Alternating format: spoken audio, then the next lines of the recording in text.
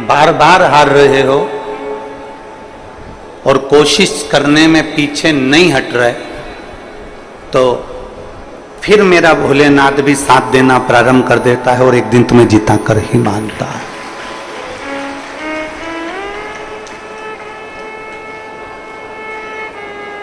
हारने के बाद यदि व्यक्ति टूट जाए, यदि बार बार मेहनत कर रहा है, बार बार संघर्ष कर रहा है, बार बार परिश्रम कर रहा है, कंपटीशन एग्जाम में बैठ रहा है, सीए की तैयारी कर रहा है, आईएएस ऑफिसर बनने की तैयारी कर रहा है, कोई एग्जाम दे रहा है और हार गया, अब वो विचार करा कि अब मैं नहीं बन सकता, अब मेरे बस का नहीं।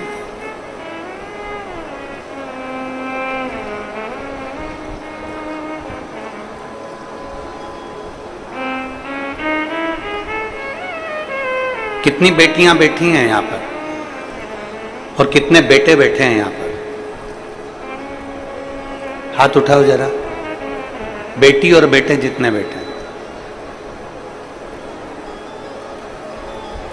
खड़े हो जरा, खड़े हो जाओ, हो जाओ। मेरे बेटे भी खड़े हो जाए, बेटियां भी खड़ी हो जाए।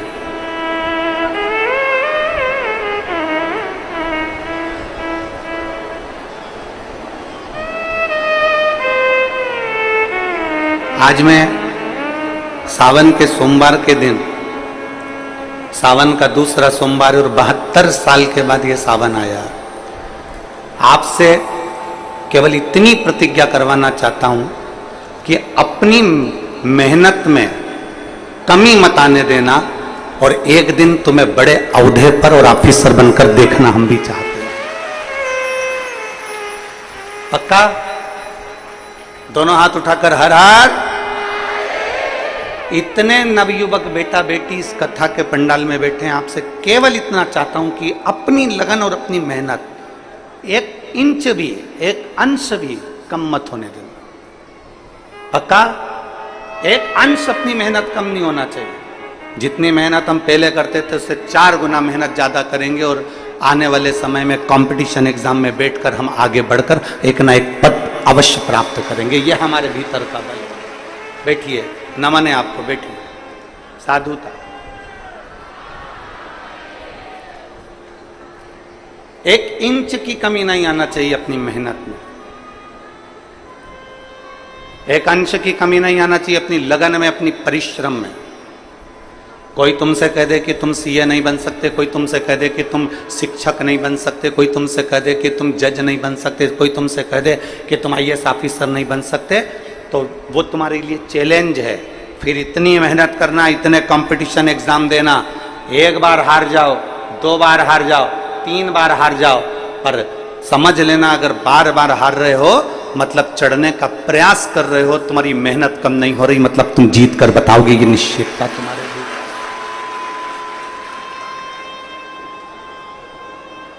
एक विश्वास अपने भीतर उत्पन्न करो। आज हमें बड़ी खुशी हो रही है कि इतने सारे नवयुवक बेटा बेटी इस कथा में बैठे हो।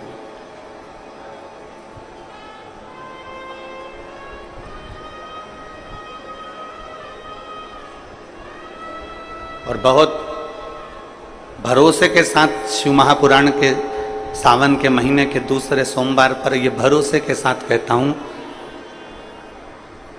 छत्तीसगढ़ की कथा में जब भी आगे आते रहेंगे, आपके ज्वाइनिंग के लेटर के साथ कई पत्र इधर भी आते रहेंगे, ये पक्का। क्योंकि तुम्हारा विश्वास कम नहीं होना चाहिए, तुम्हारा भरोसा दृढ़ बना।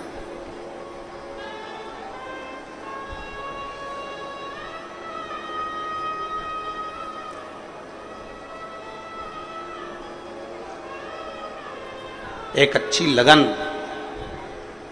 एक अच्छी मेहनत व्यक्ति को मंजिल तक पहुंचा देती है। कल एक व्यक्ति कह रहा था, गुरुजी जब कोई मरता है ना तो अर्थी लेकर जाते हैं, मतलब हम मुर्दे को उसकी मंजिल तक पहुंचाते हैं।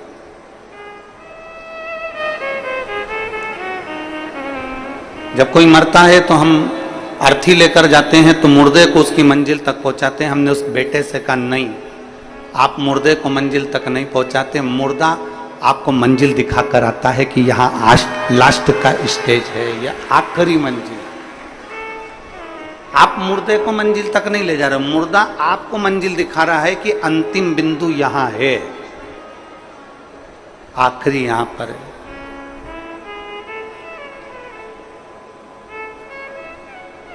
बार बार व्यक्ति हार रहा है, बार बार हार रहा है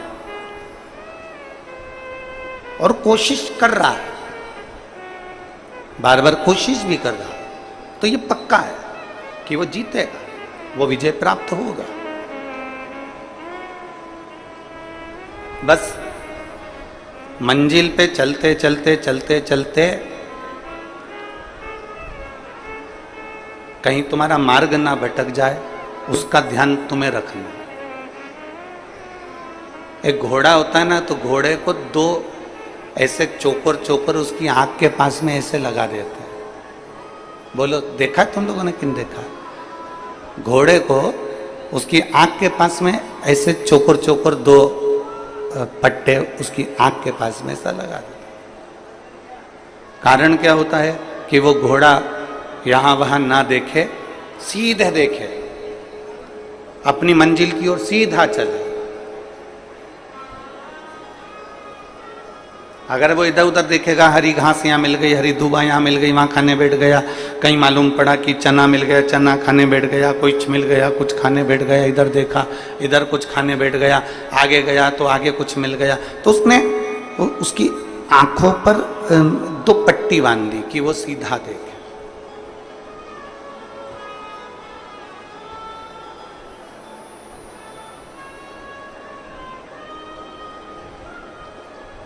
ये शिव महापुराण की कथा जो है ना, ये भी पट्टी का काम करती है। ये शिव महापुराण की कथा भी पट्टी का काम करती है। और शिव महापुराण की कथा कहती है कि ना तुम्हें इधर देखना है ना तुम्हें उधर देखना है, अपने लक्ष्य पर और अपनी मंजिल पर देखना है, और जहां तुम्हें जाना है वहां तक तुम्हें देखना है। शिव पाने की ललकता है, भगवान शंकर को अपना बनाने की ललकता है, तो वो तुम्हारे अपने बनेंगे।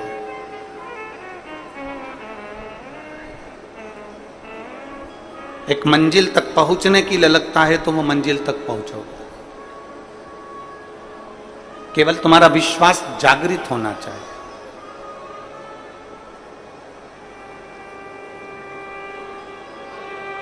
और जिस दिन तुम्हारा विश्वास केंद्रित हो गया, जागृत हो गया, तो फिर ये पक्का है कि तुम्हें कोई नहीं रोक सकता तुम्हारी मंजिल तक जाने से, तुम्हें कोई नहीं रोकेगा।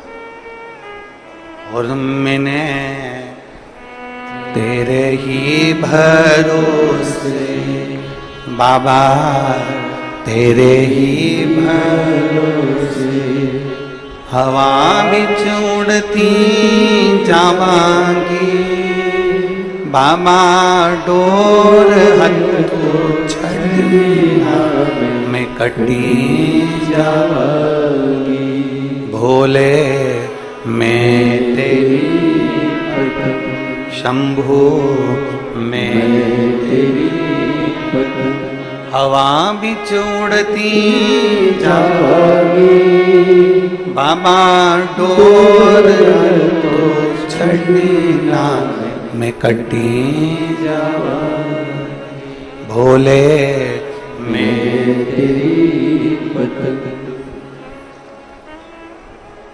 शिव पुराण लिखी गई कागज के ऊपर,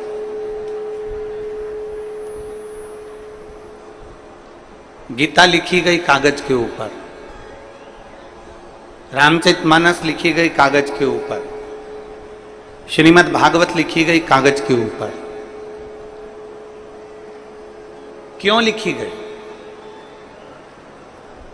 लिखने के लिए वस्त्र भी मिल जाते, लिखने के लिए और भी सामग्री मिल जाती, पर लिखा कागज पर गई है।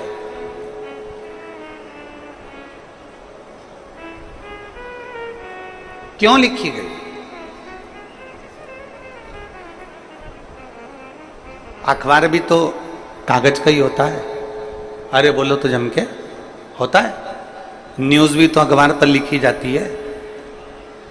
बहुत सारे ऑफिस में कार्य होते हैं वो भी कागज पर लिखे जाते हैं, वो भी कागज के ऊपर ही अंकित होते हैं।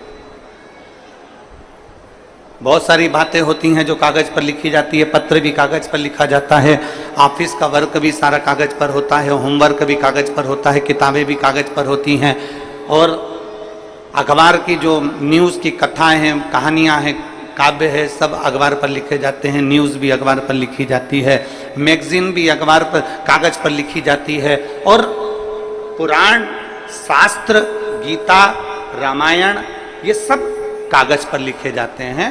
तो उस कागज में और उस कागज में अंतर क्या?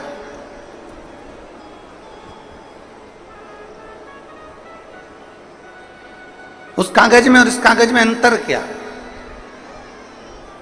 सबसे बड़ा अंतर है कागज का, कागज एक ही है।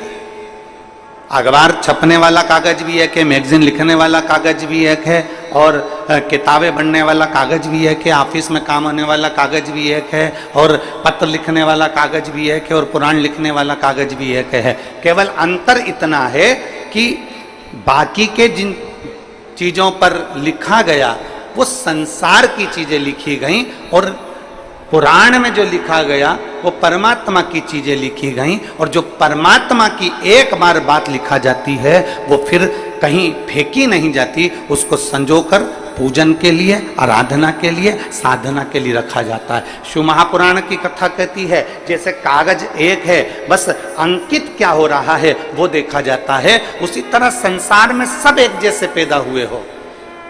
संसार में माता के गर्भ से जब जन्मे थे तुम्हें नहीं मालूम था कि तुम ब्राह्मण हो कि क्षत्रिय हो कि वैश्य हो कि शूद्र हो। माता के गर्भ से जब जन्मे थे तो तुम्हें नहीं मालूम था कि तुम्हारा शरीर पूरा है कि आधा है। माता के गर्भ से जब जन्मे थे तुम्हें नहीं मालूम था कि तुम गरीब हो कि अमीर हो। माता के गर्भ से जब जन्मे थे तुम्हें नहीं मालूम था कि तुम देख पाओगे कि नहीं पाओगे, सुन पाओगे कि नहीं पाओगे, चल पाओगे कि नहीं चल पाओगे, तुम्हें कुछ नहीं मालूम था।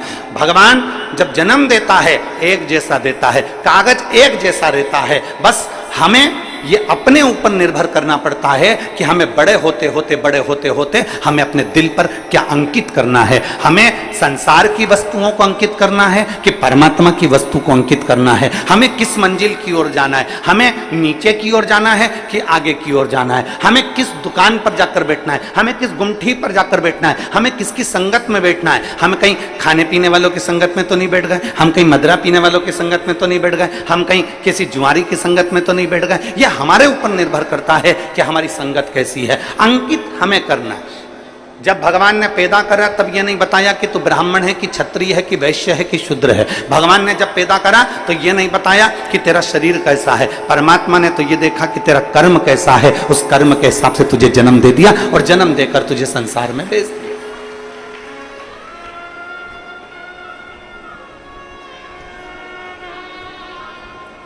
अब हमारे ऊपर निर्भर करता है कि हमें कैसे बनना है। एक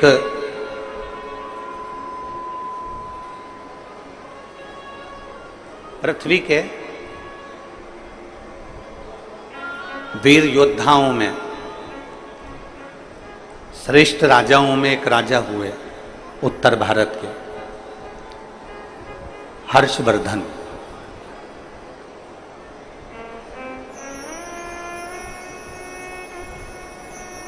उत्तर भारत के जिन्होंने कन्नौज को अपना राज्य बनाया और उत्तर भारत और पूरे भारत में उनका साम्राज्य रहा, हर्षवर्धन। बड़े वीर राजा थे, बड़े श्रेष्ठ।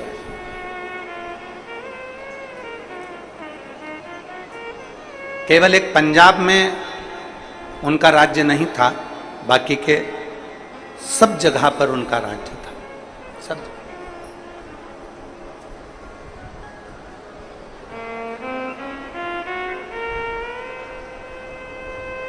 एक बार हर्षवर्धन राजा जी से पूछा गया कि आपने प्रत्येक भारत के एक एक राज्य को अपना बना लिया, पंजाब को आपने अपना नहीं बनाया, उसका कारण क्या था? हर्षवर्धन राजा ने जो कहा वो बड़ा श्रेष्ठ कर कहा।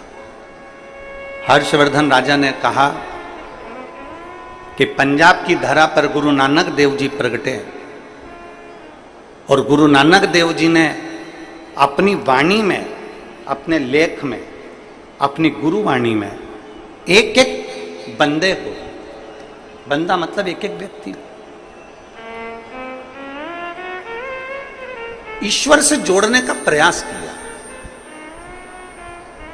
और जब वो ईश्वर से जुड़ चुके हैं तो फिर मुझे अपने राज्य का फैलाना करने की जरूरत नहीं है।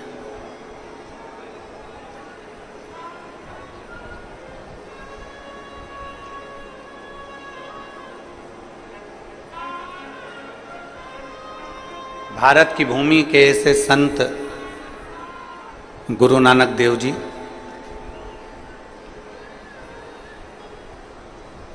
जो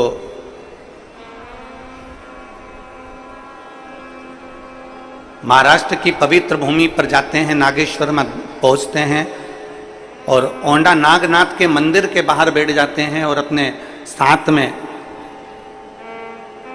बैठे हुए संतों से कहते हैं कि पुकारो नामदेव जी, अगर तुम्हें मंदिर के लोगों ने पीछे पटक दिया है तो भगवान शंकर को पुकारो, भगवान शिव के प्रति अगर आपकी भक्ति दृढ़ होगी तो यह मंदिर का दरवाजा भी पलट जाए।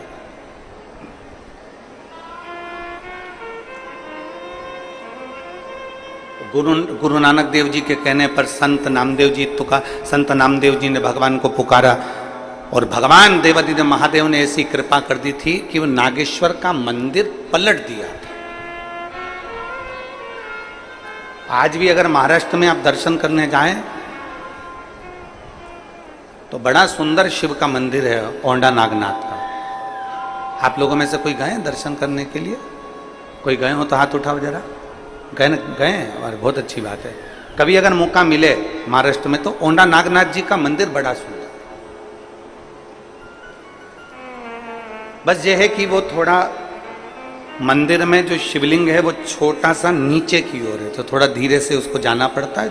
एक दो लोग जाते हैं, फिर एक दो लोग निकल जाते हैं, तब एक दो लोग अंदर जाते हैं। ऐसा मंदिर का केवल एक भक्त के लिए।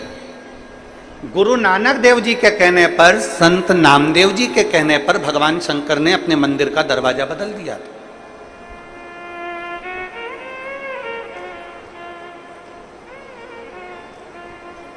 मंदिर का द्वार चेंज कर दिया। तो राजा हर्षवर्धन जी से कहा गया कि आप राज्य करते हो, आप निवास करते हो। राजा हर्षवर्धन केवल अगर भजता था तो शिव को भजता था, उसके सिवा भजता ही नहीं। उसकी चित्तवृत्ति में शंकर के सिवा कोई आता ही नहीं। वो कहते हैं ना, तेरे सिवा कोई और मुझे भाता नहीं है। शिव के सिवा उसको कोई भाता ही नहीं है। राजा हर्षवर्धन शंकर की भक्ति में ऐसे रम गए, ऐसे रम गए, ऐसे रम गए, ऐसे रम गए कि सुबह से शाम तक अपना राज्य संभालना और शंकर की भक्ति धारण करना। ओम नमः शिवाय, नमः शिवाय, श्री शिवाय नमस्तुभ्यम स्मरण करते रहना, स्मरण करते।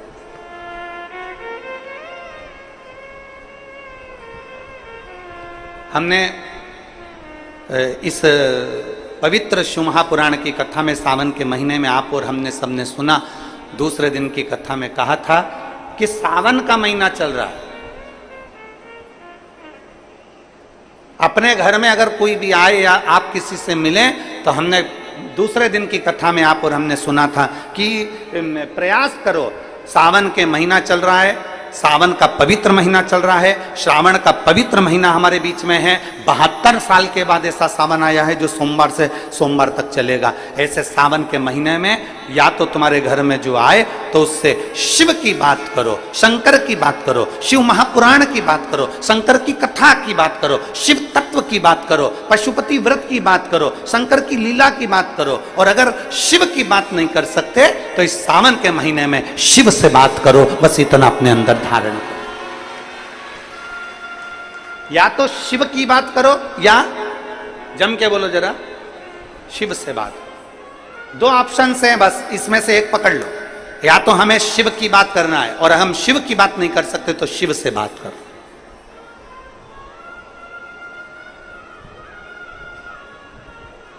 हम लौकिक बात क्यों करें, हम सांसारिक बात क्यों करें।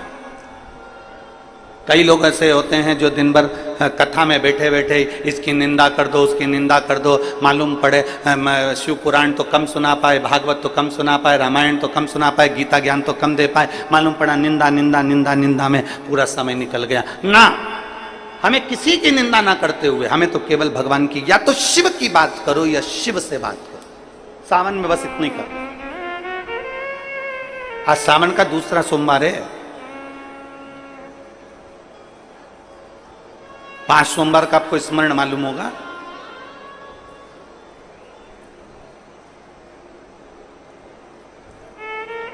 सावन के कई बार 4 सोमवार पड़ जाते हैं, कई बार 5 सोमवार पड़ जाते हैं। 5 सोमवार का आप लोगों ने तो सुन रखा होगा ना, 5 सोमवार की महिमा क्या है।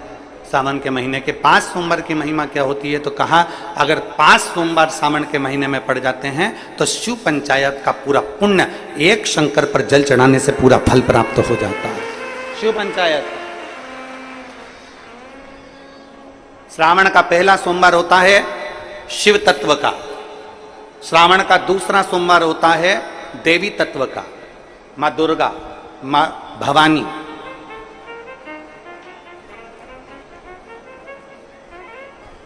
आप लोगों ने शिव पंचायत शिव महापुराण की कथा पहले बाची, आप लोगों ने सुनी होगी। उसमें शिव पंचायत का वर्णन करा था। 5 देव,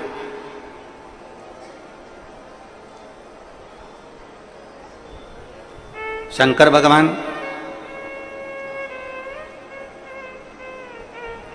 स्वयं पंचदेव में प्रथमता प्राप्त कर कर बैठते, मां दुर्गा, भगवान नारायण शिव पंचायत में, भगवान भास्कर देव और स्वयं भगवान शिव के सुंदर आनंद धारण करने वाले श्री गणेश पंच।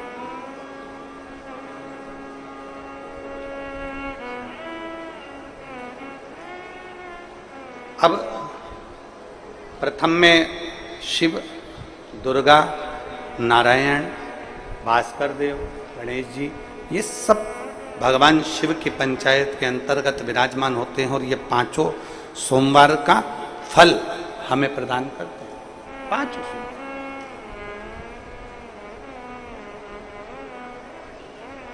एक एक सोमवार की महत्वता है, एक एक सोमवार का क्रम है। कई माताएं उस क्रम को धारण भी करती हैं, ऐसा नहीं कि कई माताएं नहीं करती हैं, सबका अपना अपना नियम होता है। कोई शिव मंदिर में जाता है तो एक अक्षत, एक चावल का दाना शिव जी को समर्पित करता है, कोई मंदिर जाता है तो एक पुष्प शिव जी को समर्पित करता है, कोई मंदिर जाता है तो एक बेलपत्र शिव जी को समर्पित करता है, कोई मंदिर जाता है तो जल समर्पित करता है। सबका अपना अपना भाव है। जैसे तुम शिव को मना सकते हो, जैसे यहां भगवान शंकर को जा सकते। हर्षवर्धन भगवान शिव की भक्ति में रमा रहता था, शंकर के सिवा कोई भाता ही नहीं था उसको। शिव शिव है।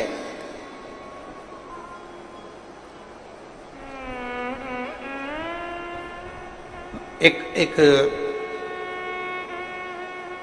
मां अहिल्याबाई होलकर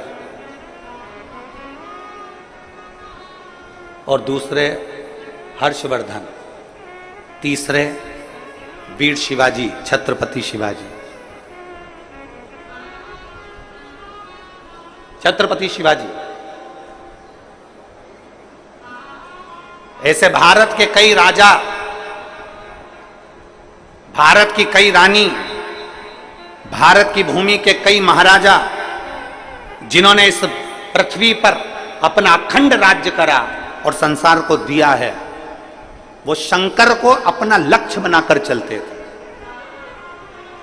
जैसे मां अहिल्याबाई होलकर, मां अहिल्याबाई होलकर जब भी अपना पत्र लिखती थी, उस पत्र में कभी नहीं लिखती थी कि अहिल्याबाई का आदेश, कभी नहीं लिखा कि मां अहिल्या का या राजमाता अहिल्या का आदेश। जब भी पत्र मां अहिल्याबाई लिखती थी तो उसमें लिखती थी शिव का आदेश, महादेव का आदेश। अपने पत्र में कभी नहीं लिखा उसने, माता कभी नहीं लिखा उन्होंने कि मेरा आदेश, उन्होंने कभी नहीं लिखा माहिल्याबाई ने कि मेरा आदेश है, उन्होंने तो लिखा महादेव का आदेश है, उन्होंने लिखा कि शिव का आदेश है, उन्होंने लिखा शंकर का आदेश है, मेरा आदेश नहीं, ये मेरा आदेश नहीं है, ये शिव का आदेश है। और मतलब शिव का आदेश है तो पूरा कौन करेगा? शिव ही करेगा। आप लोग इतने सारी मात्रा में कथा सुनने आए हो, लाखों की संख्या में आए हो, जहां तहां जगह मिली होगी, नहीं मिली होगी, गीले में सूखे में कहीं कहीं बैठे हो, अपना व्यवस्था खुद कर कर कथा सुनने के लिए आप लोग आए हो, तो तुम ये ना सोचिएगा कि आपको कथा सुनने के लिए किसी ने बुलाया है, आपके घर में कोई पीला चावल देने गया, आपके घर कोई निमंत्रण देने गया, आपके घर में कोई अनाउंसमेंट करने गया। आपने तो केवल टीवी के माध्यम से सुन लिया, आपने तो केवल विश्वास के माध्यम से, किसी के माध्यम से सुन लिया, मोबाइल के माध्यम से सुन लिया कि कथा हो रही है, और आपके दिल में एक भरोसा जागृत हो गया, मतलब आपके हृदय में शंकर आकर बैठ गया, और कथा आप सुनने नहीं आए हो, कथा आपके अंदर बैठा हुआ शंकर कथा सुनने के लिए आया।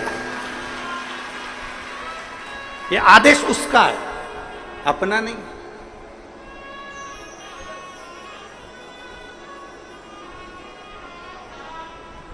और शंभु शरणे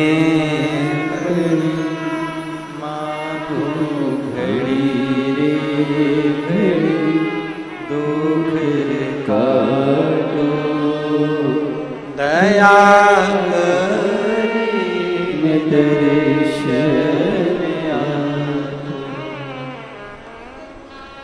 भोले नाथ सुनो मेरी अर्जी सुनो त्रिपुरारी, आया आया मैं शरण तिहारी, भोले नाथ सुनो मेरी अर्जी सुनो त्रिपुरारी, आया आया मैं शरण तिहारी, आया आया मैं शरण तिहारी। रोग कष्टों ने मुझको है घेरा, हे सहारा भोलेनाथ है तेरा, रोग कष्टों ने मुझको है घेरा, हे सहारा भोलेनाथ तेरा, मैं पुकारूं तुझे तू बचा ले मुझे त्रिपुरारी, आया आया शरण हूँ तिहारी, भोलेनाथ सुनो मेरी अर्जी सुनो त्रिपुरारी, आया आया शरण हूँ तिहारी, आया आया शरण हूँ तिहारी। हर्षवर्धन लगा शिव की भक्ति, एक विश्वास एक के प्रति कर लो, वो आपको निहाल कर देगा। एक पत्र देखिए,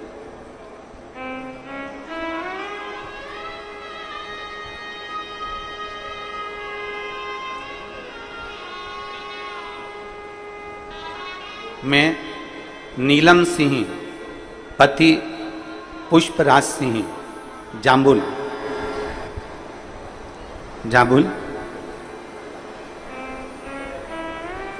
पता रीवा पपरा से हूं,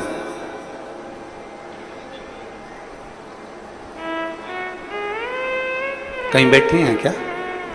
आप ही हैं? श्री शिवाय नमस्ते। आइए बेलपत्र ले जाओ। जाओ। नीलम सिंह पति पुष्पराज सिंह जामुन, स्थाई पता रीवा पंपरा से हूं। मेरे पुत्र अर्नव की तबीयत 19 दिसंबर 2022 को अचानक खराब हो गई। डॉक्टरों की जांच कराने पर पता पड़ा कि उसको ब्लड कैंसर की बीमारी बताई। जब ब्लड कैंसर की बीमारी उसके साथ में बताई, साथ में एक बीमारी और बता दी जिसका नाम था CSF, एक LL ब्लड कैंसर और दूसरा CSF। दूसरी बीमारी भी बता दी। एक तो बेटा 8 साल के बाद हुआ था गुरुजी, बच्चा एक तो 8 साल के बाद हुआ, और 8 साल के बाद बच्चा होने के बाद उसके साथ में इतनी सारी बीमारी हो गई कि दिल दुख गया, पूरा परिवार दुखी हो गया, सब रोने लगे गुरुदेव।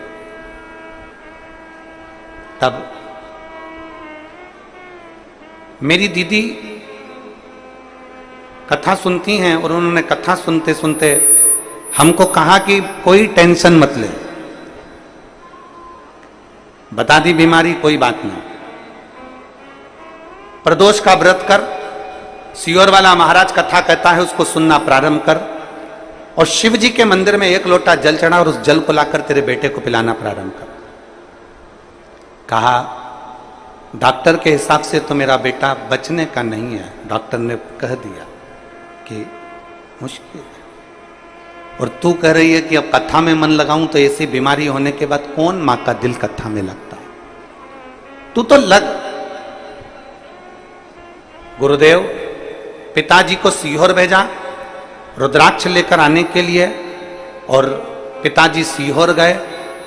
पिताजी सीहोर जाकर रुद्राक्ष लेने भेजा, और रोज कलश में रुद्राक्ष डालकर वो जल शिवजी को चढ़ाते। और फिर मेरी जीजी ने कहा कि अप्रैल के महीने में 2023 में भिलाई में कथा हो रही है, तू वहीं पर है, अपने बेटे को लेकर पंडाल में बैठकर कथा सुन। बीमारी हुई थी 2022 में 19 दिसंबर को। अप्रैल के महीने तक भी मेरा बेटा ठीक नहीं हुआ था। 2023 की मैंने कथा सुनी इसी जगह पर जहां आप कथा बाच रहे, और 2023 की जब कथा सुनी पंडाल में बैठकर, पंडाल में जैसे आज बैठी हूं वैसे अपने बच्चे को लेकर बैठी, और रोज बाबा को प्रणाम करती, वहां की मिट्टी उसके शरीर पर लगाकर बाबा से कहती, बाबा आपकी कथा सुनी है, मेरे बेटे को ठीक कर देना। मेरे घर से पैदल चलकर कथा के पंडाल में पहुंचूंगी अगर मेरा बेटा ठीक हो जाएगा। बाबा ने ऐसी कृपा करी। आज 2024 चल रहा है, डॉक्टर ने तो थोड़ा सा समय दिया था, पर मेरा बेटा एकदम स्वस्थ हो गया, इसलिए मैं पैदल चलकर यहां कथा के पंडाल में आया। यहां पैदल चलकर कथा के पंडाल में पहुंची हूं। अब मेरा बेटा पूर्ण तरह से स्वस्थ है। डॉक्टर ने कह दिया अब तुम्हारे बेटे को कोई खतरा नहीं, और इसका कैंसर का रोग भी समाप्ति पर है। यह शिव तत्व है, ये ओघड़ी। आप किसका भरोसा कर रहे हैं? आप किस विश्वास की ओर जा रहे हैं? पहले तो आप ये पक्का कर लो कि आप संसार वालों पर भरोसा नहीं कर रहे हो, आप शिव पर भरोसा कर रहे हो। आप सियोर वाले महाराज पर भरोसा नहीं कर रहे हो, आप शंकर पर भरोसा कर रहे हो। सियोर वाले महाराज का तो क्या है, मनुष्य देह है, मानव का शरीर है, मानव के शरीर पर कोई भरोसा नहीं किया जा सकता।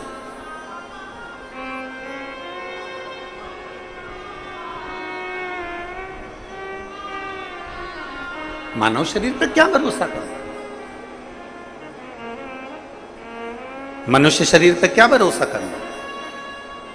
किसी इंसान पर भरोसा मत करो। फिर निवेदन है कि इंसान पर भरोसा करोगे तो टूट जाएगा, ईश्वर पर भरोसा करोगे तो कभी जिंदगी में नहीं टूटेगा। उस ईश्वर पर भरोसा, उस भगवान पर भरोसा करो। हम इंसान पर क्यों भरोसा करते हैं? क्यों, किस लिए?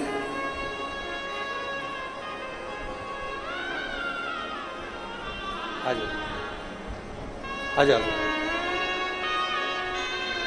आप ईश्वर पर भरोसा करिए, इंसान पर भरोसा करने की जरूरत है।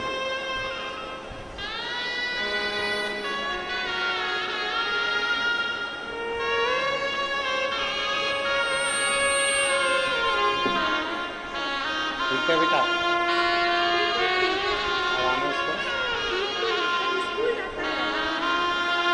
बोल रही हैं अब बिल्कुल ठीक हो गया, स्कूल जाने लगा, शिव की कृपा है इसलिए।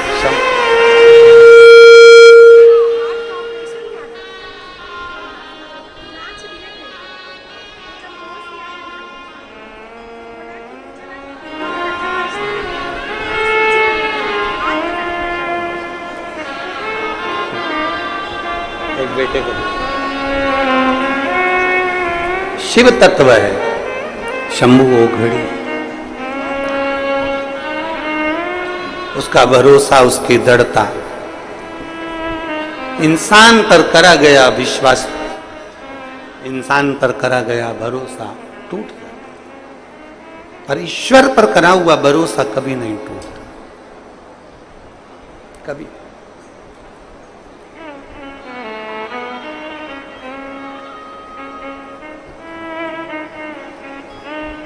एक देवादिदेव महादेव का चरित्र कहता है कि अहिल्याबाई होलकर जब युद्ध लड़ने के लिए चारों तरफ से सेनाएं तैयार होकर घेर लेती थीं, तब अहिल्याबाई होलकर अपने हाथ में, आपने अहिल्याबाई माता का फोटो देखा होगा, मूर्ति देखी, उनके हाथ में शिवलिंग रखा रहता था। वो युद्ध के मैदान में भी अपना शिवलिंग लेकर जाती थी।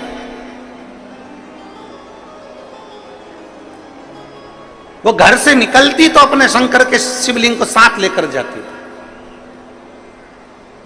हम आपसे नहीं कहेंगे कि आप अपना शिवलिंग साथ लेकर जाओ, हम इतना जरूर कहेंगे कि आप शिवलिंग साथ लेकर मत जाओ, पर शंकर को जल चढ़ाकर वो जल जब पियोगे वो तुम्हारे पेट में 24 घंटा रहता है, वो तुम्हारे साथ शिव के रूप में जाए। हम आपसे ये नहीं कहेंगे कि आप शिवलिंग लेकर साथ चलो। आपके गले में जो रुद्राक्ष की माला पड़ी है, आपके गले में जो रुद्राक्ष पड़ा हुआ है, वो रुद्राक्ष आपके गले में शंकर का एक तत्व है, शिव तत्व है।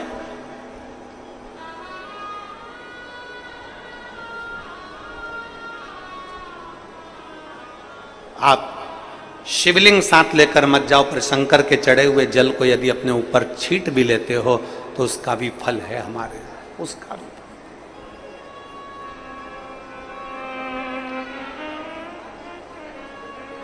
एक महाराष्ट्र की एक माताजी ने प्रश्न किया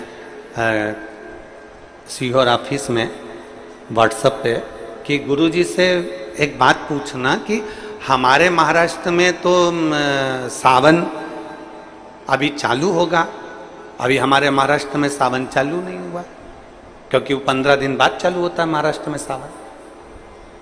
अब हमारे महाराष्ट्र में सावन जब 15 दिन बाद चालू होगा तो हम शिवरात्रि की पूजन कैसे करेंगे, फिर हम शिवरात्रि कैसे करेंगे?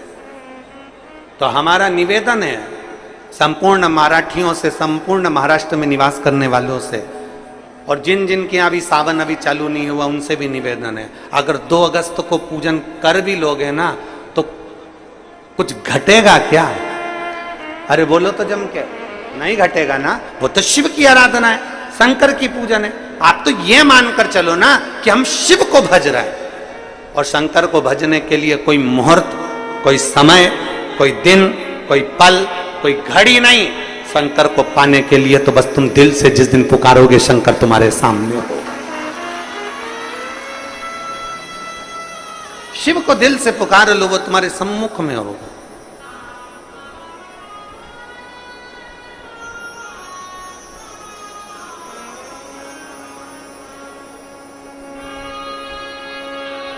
कई लोग कहते हैं गुरुजी सावन के महीने में हमारे वो परदादा जी चले गए तो सावन तो हमारे यहाँ खोट हो गई, तो हम भगवान का भजन करेंगे कि नहीं करेंगे, पूजन करेंगे कि नहीं करेंगे, शिव स्तुति करेंगे कि नहीं करेंगे, शंकर का नाम लेंगे कि नहीं लेंगे। हमारा निवेदन है सावन में गए तो सावन में तुम खाते हो कि नहीं खाते हो? सावन में गए तो तुम कपड़े पहनते हो कि नहीं पहनते हो? सावन में गए तो तुम सावन के महीने में कहीं होटल में या कहीं कहीं जाते हो कि नहीं जाते हो? सावन के महीने में तुम घूमने जाते हो कि नहीं जाते? सावन के महीने में तुम मेहमानों के यहाँ घर पर जाते हो कि नहीं जाते हो? सावन के महीने में तुम सारी दुनिया का काम करते हो, बस केवल भगवान से तुम्हारा बेर हो जाता कि वो चले गए तो हमें भगवान शंकर के पूजन करूं कि नहीं करूं, मंदिर जाऊं कि नहीं, भगवान भजन करूं। और कितने साल हो गए कि हमारे दादाजी को गए हुए 12 साल हो गए, 15 साल हो गए, 20 साल हो गए, पर हमने भगवान का मंदिर छोड़ दिया। हमने खाना नहीं छोड़ा, हमने पीना नहीं छोड़ा, हमने घूमना नहीं छोड़ा, हमने कपड़े पहनना नहीं छोड़ा, बस मंदिर छोड़ा। ए भाई, दुनिया के कई लोग कहते हैं धर्म करते कर्म फूटे। कई लोग कहते हैं, हंसी मजाक में कह देते हैं, यज्ञ कर रहे थे हाथ जल गया, मंदिर गए थे ठोकर खा के नीचे गिर गए, मंदिर की सीढ़ी पे पांव फिसल गया नीचे गिर गए। तो दुनिया के लोग क्या कहते थे? धर्म करते कर्म फूटे। केदारनाथ जी दर्शन करने गए थे, कहीं कुछ हो गया, मालूम पड़े कहीं गए थे कुछ हो गया, तो क्या लोग लिखते हैं? धर्म करते कर्म फूटे। अरे भाई, धर्म करते कर्म नहीं फूटता कभी भी। याद रखना, जब एक व्यक्ति मटका लेने के लिए जाता है, मटके को जब लेने के लिए जाता है तो उस मटके को बजा बजा कर देखता है, बजा बजा कर देखता है। क्यों देखता है? क्योंकि अगर ये मटका फूटा होगा तो अभी की अभी फूट जाएगा, इसलिए इसको बजा कर देखा जाता है। और अच्छा होगा तो मैं इसको लेकर चले जाऊंगा। जब धर्म करते हो, पुण्य करते हो, सत्कर्म करते हो, भजन करते हो, शिव मंदिर जाते हो, अनुष्ठान करते हो, भगवान का नाम लेते हो, और तुम्हारे ऊपर अगर थोड़ा बहुत दुख आ जाता है तो समझ लेना मेरा बाबा तुम्हें बजा कर देख रहा है, कहीं ये फूटा तो नहीं है। धर्म करते कर्म नहीं फूटता कभी भी। भगवान तुम्हारे पूर्व के बेकार कर्म को फोड़ता है धर्म करते। थोड़ी समस्या आ गई, थोड़ी प्रॉब्लम आ गई, थोड़ी परेशानी आ गई, थोड़ा कष्ट आ गया, किसी ने कुछ कह दिया, किसी ने कुछ बोल दिया, समझ लेना कि धर्म करते कर्म नहीं फूट रहा है। धर्म करते हैं तो हमारे पूर्व का कर्म जो हमारे ऊपर हावी रहता है, भगवान उसको तोड़ता है, उसको काटता है, इसलिए थोड़ा कष्ट आ जाता है। एक पत्र है,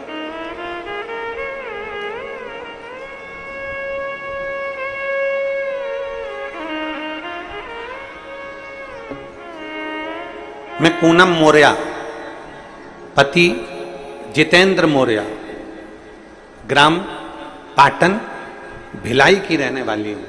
कहीं बैठी हूं तो हाथ हिला सकते हैं। मैं पूनम मौर्य, पति जितेंद्र मौर्य, ग्राम पाटन भिलाई की रहने वाली हूं। हाथ हिलाओ एक बार।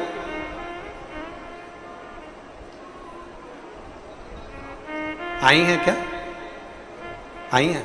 हाथ हिलाओ। आ जाओ, बच्चे को लेकर आई हो, आ जाओ, बेलपत्र ले जाओ। मैं पूनम मौर्य, पति राजेंद्र मौर्य, पाटन भिलाई की रहने वाली हूं। गुरुजी, मेरी शादी को 10 वर्ष बीत चुके थे, कोई संतान नहीं थी। तब मेरी मां ने आपके बारे में बताया और बताए हुए उपाय को बताया। बेटी, पशुपतिनाथ का व्रत कर।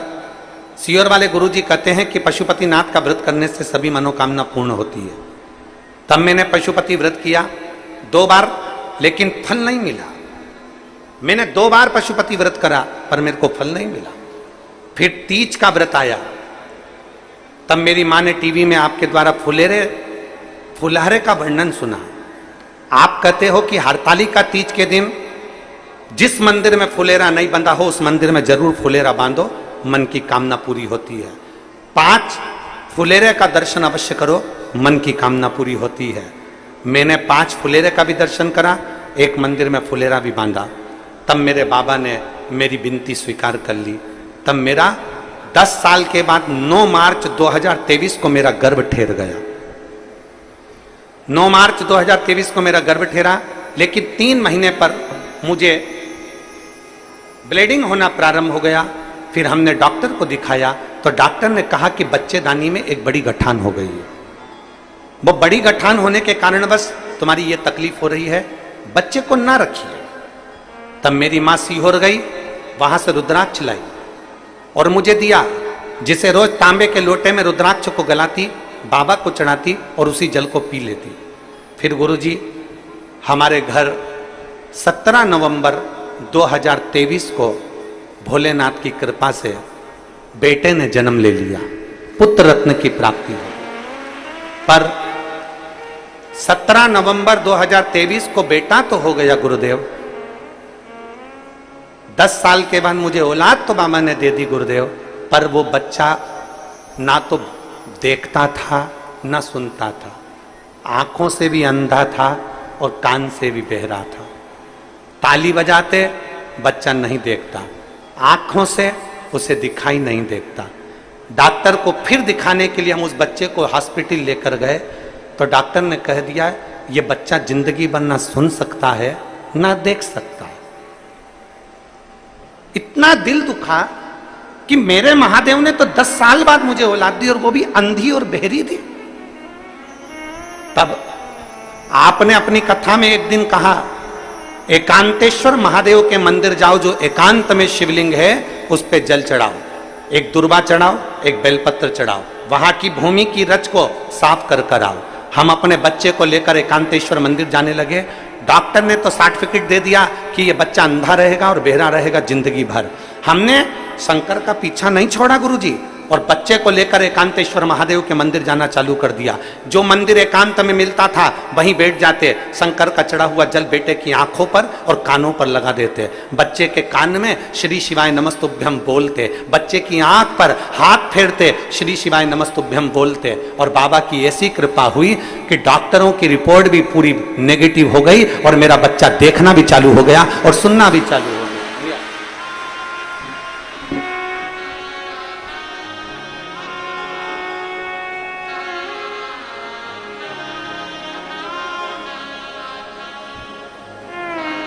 शंभु शरणे पड़ी मांगो घड़ी रे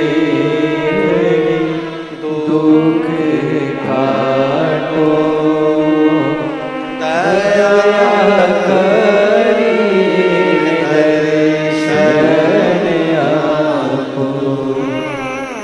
शंभु शरणे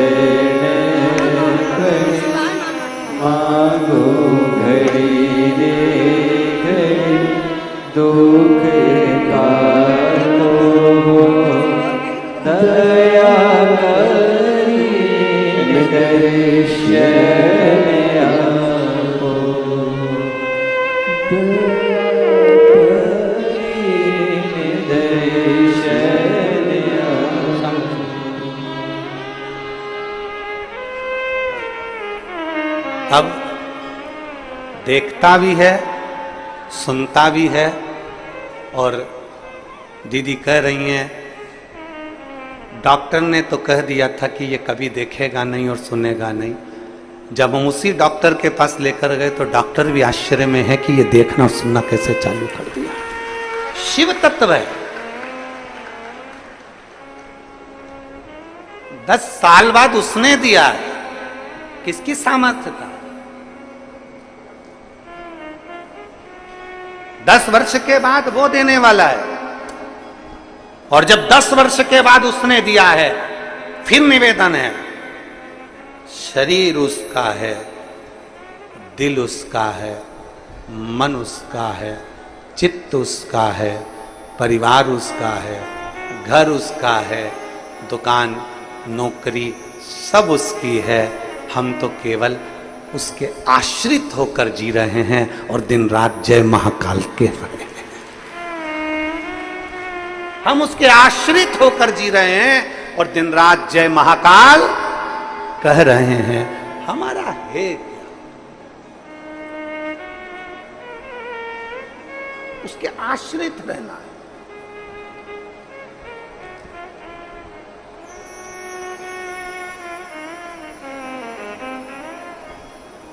और भोलेनाथ दया करना,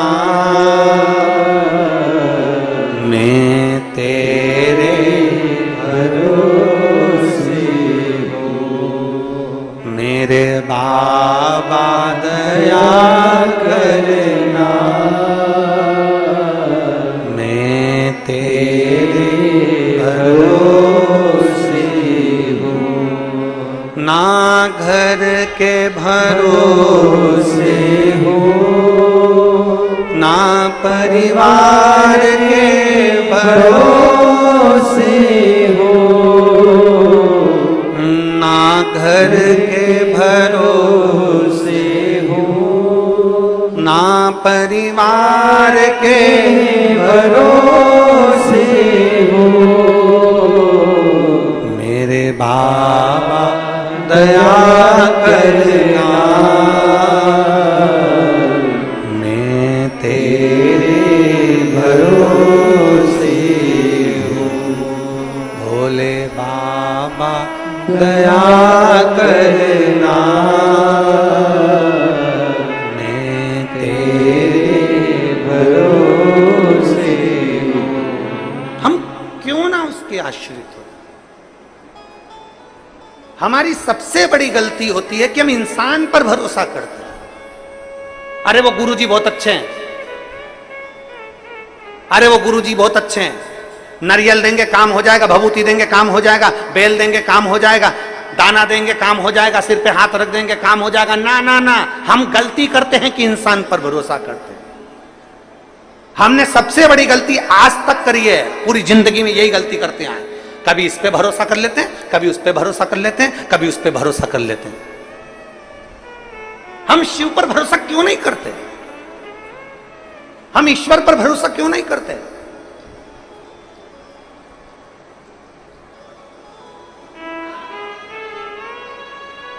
हम उस परमात्मा के भरोसे क्यों नहीं रहते? अपनी मेहनत, अपनी लगन, अपना परिश्रम। और जैसे छत्रपति शिवाजी से पूछा गया था, छत्रपति शिवाजी आप किस पे भरोसा करते हो? छत्रपति शिवाजी कहते हैं मैं अपने देवाधिदेव महादेव पर भरोसा करता हूं, शिव पर भरोसा। जब युद्ध लड़ने के लिए छत्रपति शिवाजी की सेना आगे बढ़ती थी तो एक ही नारा लगता था, हार हार महार।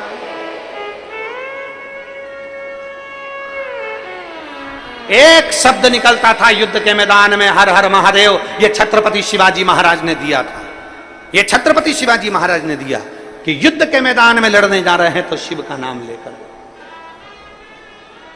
माहिल्याबाई ने शिव का आदेश, ये शब्द लिखा है अपने पत्रों में, शिव आदेश।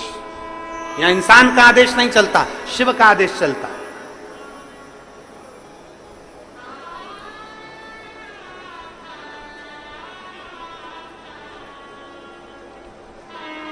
हम इंसान को भगवान बनाने का प्रयास करते हैं, हम भगवान को भगवान नहीं बनने देते। हम भगवान को तो बहुत नीचे लाकर छोड़ देते हैं और इंसान को भगवान बना देते हैं। अरे उनके अंदर ये वो चंदन लगा लिए, वो उनने बाल बढ़ा लिए, उनने दाढ़ी बढ़ा ली, उनने ये कर लिया, उनने वो फैशन कर लिया, उनने वो फैशन कर लिया, उनने इतनी कंठी पहन ली, उनने इतनी माला पहन ली और हमने उनको भगवान बना दिया। ना ना ना, इंसान को भगवान मत बनाइए, इंसान को इंसान रहने दो और भोलेनाथ को भोलेनाथ रहने दो, भगवान को भगवान रहने दो। हम क्यों भटक रहे हैं?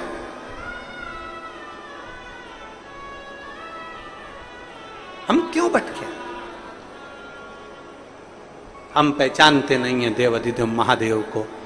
जिस दिन दुनिया की ठोकर खा लो उस दिन शंकर की शरण जरूर चले जाना। एक बार शिव के पास जरूर जाकर बैठना कि शिव है क्या। एक बार शंकर के पास जाकर बैठना कि शिव तत्व है क्या। हर्षवर्धन शिव की भक्ति में डूबा करते थे, एक क्षण भी शिव बिना नहीं रहते थे। युद्ध भी कर रहे हैं, लड़ भी रहे हैं, सब कुछ कर्म करना पड़ेगा, कर्म तो करो। बीमारी आई है ना तो दवाई तो खाना पड़ेगी। इसमें दुनिया का कोई महाराज ठीक नहीं कर सकता, दवाई खाना पड़ेगी। और शंकर पर चढ़ा हुआ जल पी रहे हो और शंकर पर भरोसा कर रहे हो और शिव नाम पर भरोसा कर रहे हो तो वो दवाई असर करेगी, और असर करेगी तो तुम उस बीमारी से जरूर छूट जाओगे, उस बीमारी से दूर हो जाओगे।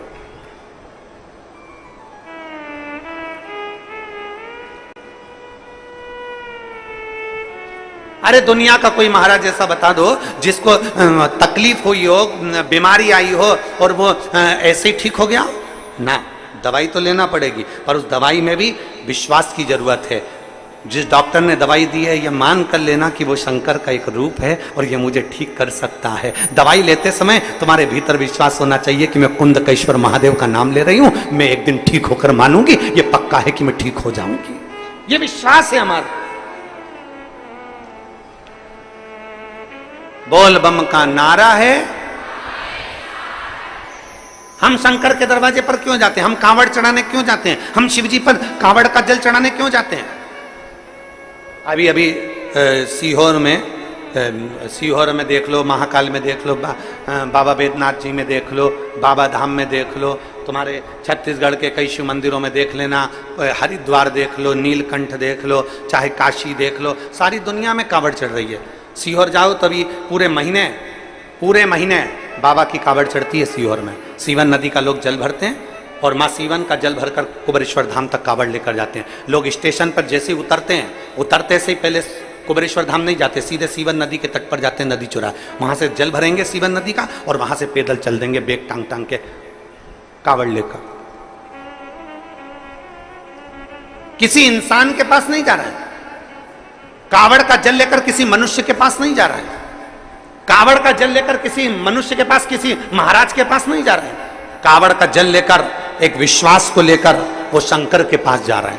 जब कांवड़ का जल लेकर, डंडा पकड़कर, बांस पकड़कर जब शिव के पास जाते हैं तो शंकर भी कहते हैं इसने मेरी कांवड़ को पकड़ा है तो मैं भी तेरे हाथ को पकड़कर रखूंगा, तुझे गिरने नहीं दूंगा। चले जा रहे हैं, बोल बम बोल बम बोल बम बोल बम बोल बम बोलते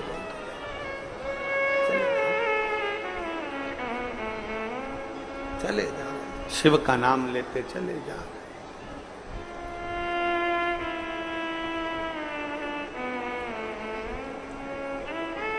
और शंभु शरणे घड़ी रे घड़ी दुख काटो दया करी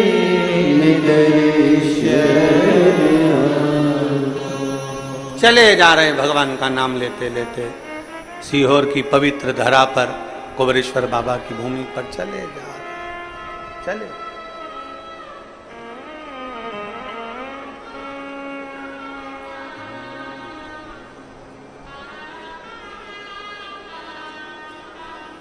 शिव का नाम लेते लेते, स्मरण करते करते चले। देखो आया है, देखो आया। हम शिव जी को नमन भी करते हैं, शंकर की प्रार्थना भी करते हैं, शंकर का गुणगान भी करते हैं, शंकर की कथा भी सुनते हैं, पर भगवान शंकर हमारी प्रार्थनाओं को जल्दी क्यों नहीं सुनता?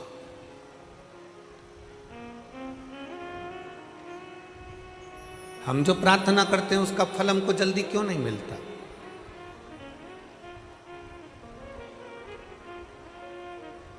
आप में से कई माताएं ऐसी बैठी हैं, कई जीजियां ऐसी बैठी हैं, कई जीजा ऐसे बैठे हैं, कई बेटियां, कई बेटा ऐसे बैठे हैं जिन्होंने पशुपतिनाथ के व्रत 1 बार 2 बार 3 बार 4 बार कर लिए, फिर भी बाबा ने नहीं सुना।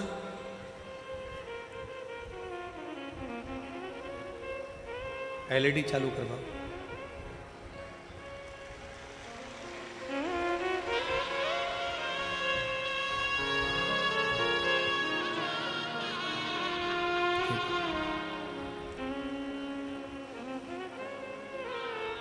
थोड़ा उसमें प्रॉब्लम आ रहा है एलईडी में, थोड़ी देर बाद चालू हो जाएगी। आप लोग कथा पर ध्यान लगाइए।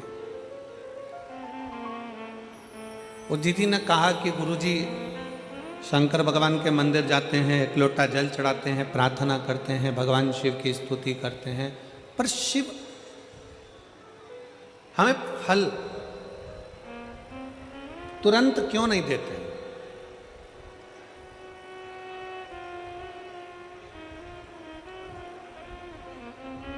शंकर भगवान हमें फल तुरंत क्यों नहीं प्रदान करते?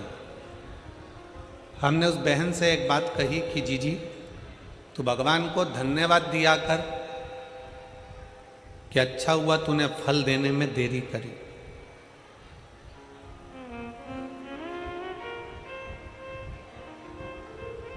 भगवान को धन्यवाद देना और कहना कि परमात्मा तूने अच्छा हुआ फल देने में देरी करी। किसी एक स्त्री से, किसी एक नारी से, किसी एक माता से पूछना कि उसके गर्भ में बच्चा रहता है, उसके गर्भ के अंदर एक बालक रहता है, एक बालिका रहती है। किसी स्त्री से पूछो उसके गर्भ में एक बच्चा है। कौन माता चाहती है कि उसके गर्भ में बच्चा है तो वो 5 महीने में जन्म ले ले? कोई चाहती है क्या? जम के बोलो जरा। फरीदाबाद वाली जीजियां इतना धीमे बोलती हैं क्या? नहीं। कोई माँ ये चाहती है कि उसके गर्भ में जो बच्चा है कि वो 4 महीने में जन्म ले ले? नहीं। 6 महीने में जन्म ले ले? नहीं। 7 महीने में जन्म ले ले? नहीं। प्रत्येक माँ भगवान से प्रार्थना करती है कि मेरे गर्भ में जो बच्चा है पूर्ण 9 महीने का आराम से बाबा आपकी कृपा से जन्म ले और पूरा स्वस्थ हो, अच्छा हो और संस्कारित हो। अच्छा हो, स्वस्थ हो, संस्कारित हो। तो भगवान क्या कहेंगे?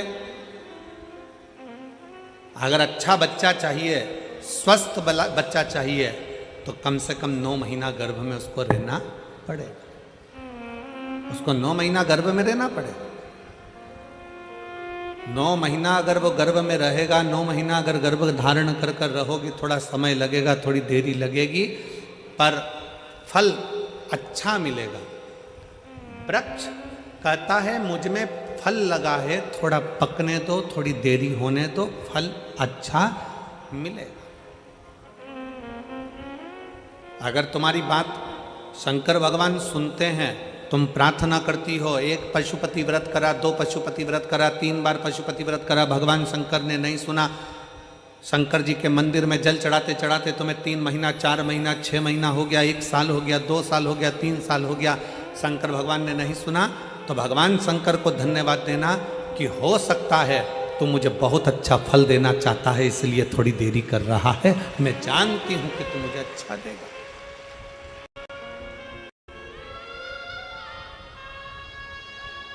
मैं ये जानती हूं तू मुझे अच्छा फल देगा। थोड़ा समय लगेगा, लगने दो। तेरे मंदिर में आना मेरा काम है और मेरी बिगड़ी बनाना तेरा। तेरी चौखट पर मैं आ ही गया, मुझे दर्श दिखाना तेरा। थोड़ा समय लग सकता, लगे।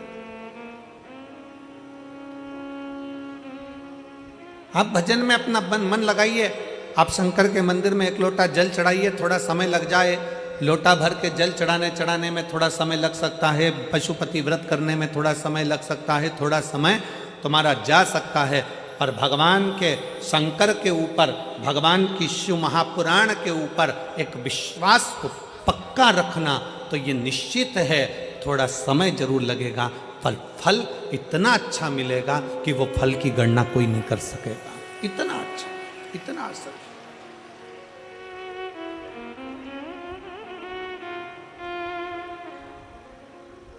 आज का व्यक्ति क्या चाहता है? तुरंत जल चढ़े और तुरंत फल मिले। हमारा निवेदन है, आप चाहते हो कि तुरंत जल चढ़े और तुरंत फल मिले, तो एक बात और याद रख लो, पुण्य का फल तुम तुरंत चाहते हो तो पाप का फल भी तुरंत ही मिलता है। इसलिए शंकर भगवान को जल चढ़ाने वाले एक बात का स्मरण रखें, जो कहते हैं कि हम शंकर को जल चढ़ाते चढ़ाते 1 साल हो गया, 1.5 साल हो गया, 3 महीना हो गया, 2 महीना हो गया, 4 महीना हो गया, 6 महीना हो गया। नहीं, चढ़ाते रहो। फाइल मोटी है, थोड़ा समय लग रहा है, मतलब पूर्व का जो पाप है तुम्हारे जल चढ़ाने से वो धीरे धीरे धीरे धीरे धुल रहा है, कट रहा है। और शंकर भगवान कहते हैं अगर पाप जैसे ही पूरा कट जाएगा, एक दिन में तेरी झोलियों में खुशी लाकर डाल दूंगा और तू आनंद में जीवन जिए। और मैंने तेरे ही भरोसे बाबा, तेरे ही भरोसे हवा बिच उड़ती जावागी, बाबा डोर है तो छड़ी नाम में कटी जावागी। भोले मैं तेरी पतंग शंभु मैं तेरी पतंग हवा बिच उड़ती जावागी। बाबा डोर हटो छड़ी नाम कटी जावागी। फल जरूर मिलेगा, पर थोड़ा समय लगेगा। जल चढ़ाने में शर्म ना करो, शिव के मंदिर जाने में शर्म ना करो।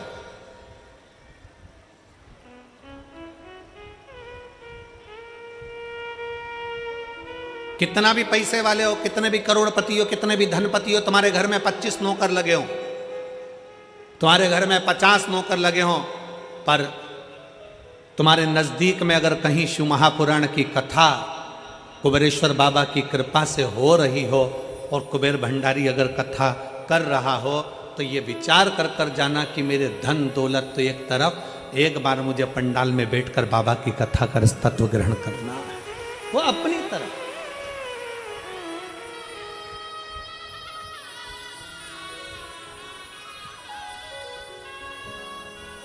जल चढ़ाने में शर्म नहीं, मंदिर जाने में शर्म नहीं करना चाहिए।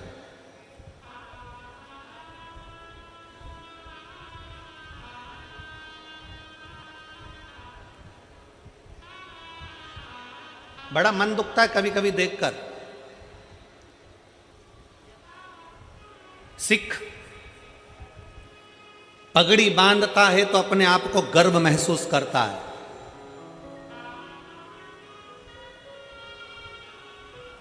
सिख पगड़ी बांधता है तो अपने आप को गर्व महसूस करता है, मुस्लिम टोपी लगाता है तो अपने आप को गर्व महसूस करता है, और हिंदू मस्तक पर तिलक लगाता है तो शर्म महसूस करता है। उसको शर्म नहीं आना चाहिए, गर्व महसूस होना चाहिए। स्कूल जाऊंगा तिलक लगा के तो लोग कहेंगे मंदिर से आ रहा है, बाबा जी बन गया, साधु बन गया, सन्यासी बन गया। ऑफिस में जा रहा है तिलक लगा कर तो लोग कहेंगे, नौकर कहेंगे, नीचे के ऑफिसर कहेंगे, सेठ जी आज तो सर आज तो तिलक लगा कर आए, मंदिर जाकर आए। अरे तुम्हें गर्व होना चाहिए कि हम सनातनियों के मस्तक पर तिलक है। क्या करता है तिलक? क्यों साधु सन्यासी तपस्वी साधक संत ब्राह्मण गुरुजन तपस्वी जन, क्यों चाहे ब्राह्मण पूर्व का देख लो, चाहे क्षत्रिय देख लो, चाहे वैश्य देख लो, चाहे शूद्र देख लो, पूर्व के सन्यासी तपस्वी साधक उपासक जितने सनातन धर्म को मानने वाले हैं वो मस्तक पर तिलक लगाते थे। तिलक क्या देता है, क्या प्रदान करता है? शिव महापुराण की कथा कहती है तिलक क्या देगा।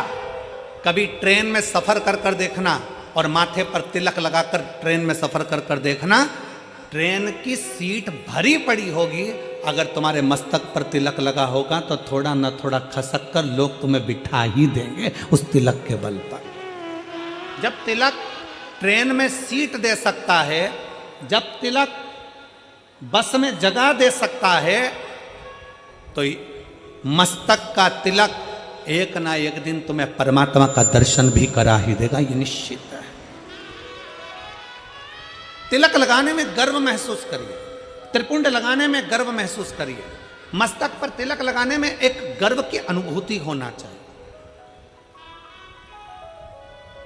तुम डॉक्टर बन जाओ, कलेक्टर बन जाओ, एसपी बन जाओ, एसएसपी बन जाओ, कमिश्नर बन जाओ, तुम्हारी मर्जी पड़े जिस पद पर बैठ जाओ, जिस पद पर बैठे हो उस मूल पद पर, बड़े से बड़े औहदे पर बैठ कर भी अगर आप मस्तक पर तिलक लगा रहे हो तो आप हजारों को प्रेरणा दे रहे हो कि इतना बड़ा कलेक्टर होकर, इतना बड़ा एसएसपी होकर, इतने बड़े कमिश्नर होकर तिलक लगाते हैं तो छोटों को प्रेरणा मिलती है कि हम भी लगाएं।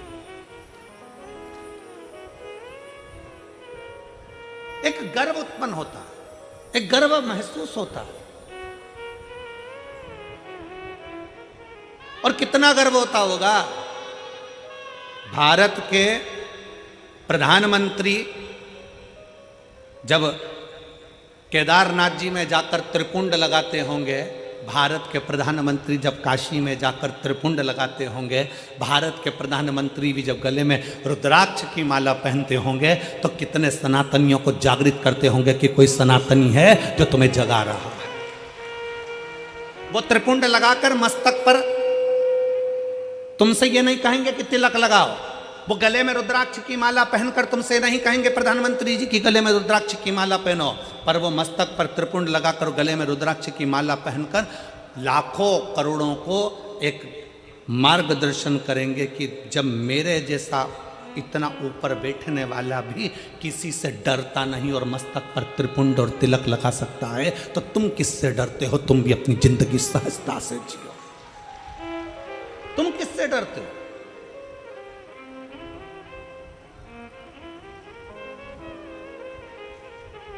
फरीदाबाद में बहुत सारी कंपनियां चलती हैं। हमको पाराशर जी कह रहे थे और उनके बेटे चिराग जी कह रहे थे, गुरुजी हमारे फरीदाबाद में बहुत सारी फैक्ट्रियां हैं, बहुत सारी फैक्ट्रियों में माल बनता है।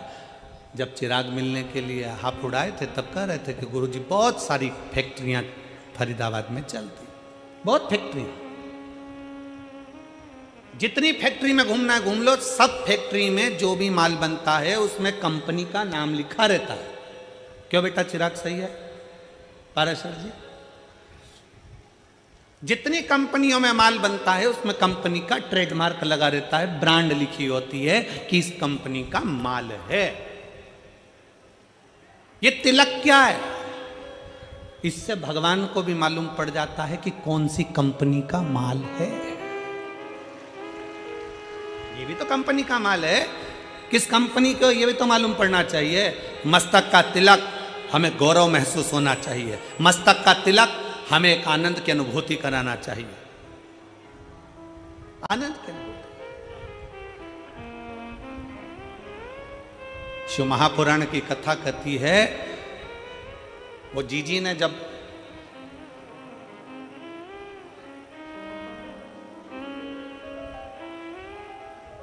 दीपावली के एक दिन पहले, छोटी दिवाली के दिन उन्होंने कहा कि गुरुजी भगवान देने में बहुत देरी कर देता। हम कहते भगवान को धन्यवाद दो कि देने में देरी कर रहा है, जल्दी देगा तो जल्दी ले लेगा, थोड़ा देने में देरी कर। एक पत्र है,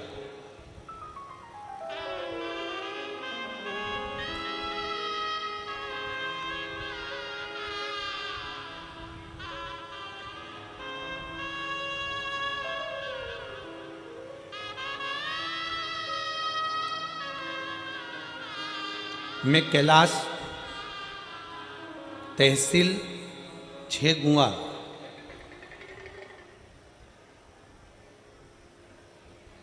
आप ही हैं? एक बार फिर से हाथ हिलाओ।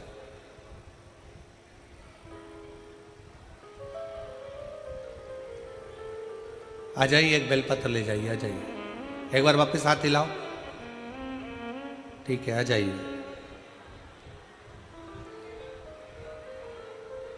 मेरा नाम कैलाश है, तहसील छेगुआ,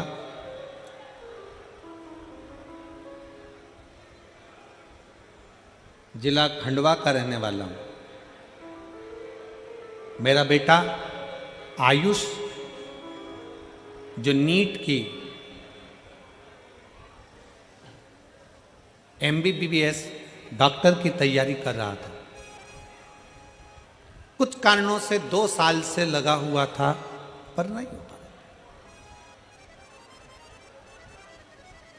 मेरे बेटे को लेकर मैं कुबरेश्वर बाबा के यहाँ सीहोर गया, विनती करी और उस दिन से मैंने नियम ले लिया, बाबा जब तक मेरा बेटा डॉक्टर नहीं बनता तब तक मैं तेरी कथा नहीं छोड़ूंगा। जहां कथा होगी वहां जाऊंगा जरूर, चाहे कुछ भी हो जाए। गुरुदेव, मेरे गांव के लोग मुझसे कहने लगे, कोई ऐसा होता है कि कथा के पंडाल में बैठकर कथा सुनो और बेटा डॉक्टर बन जाता है? गुरुजी, आप कहते हो ना व्यासपीठ से कि बच्चे से कहो कि पूरी मेहनत करे, मेहनत को 4 गुना करे और शंकर को एक बेलपत्री शहद चढ़ाकर अवश्य जाए। मैंने अपने बच्चे से कहा, बेटा आज से नियम ले ले कि तू अपनी मेहनत को 4 गुना बढ़ाएगा। अपना परिश्रम पूरा करना, मेहनत पूरी करना, कर्म पूरा करना। सियोर वाला महाराज कहता है कि मेहनत 4 गुना बढ़ाओ, अपनी लगन 4 गुना बढ़ाओ, अपनी पढ़ाई 4 गुना बढ़ाओ, उसके बाद शंकर का भजन करो। अपने बेटे से कहा कि तू पढ़ने में लग जा, मैं पंडाल में बैठकर कथा सुनूंगा, जब तक तू डॉक्टर नहीं बन जाता तब तक मैं कथा सुनता रहूंगा। कभी तो बाबा सुनेगा।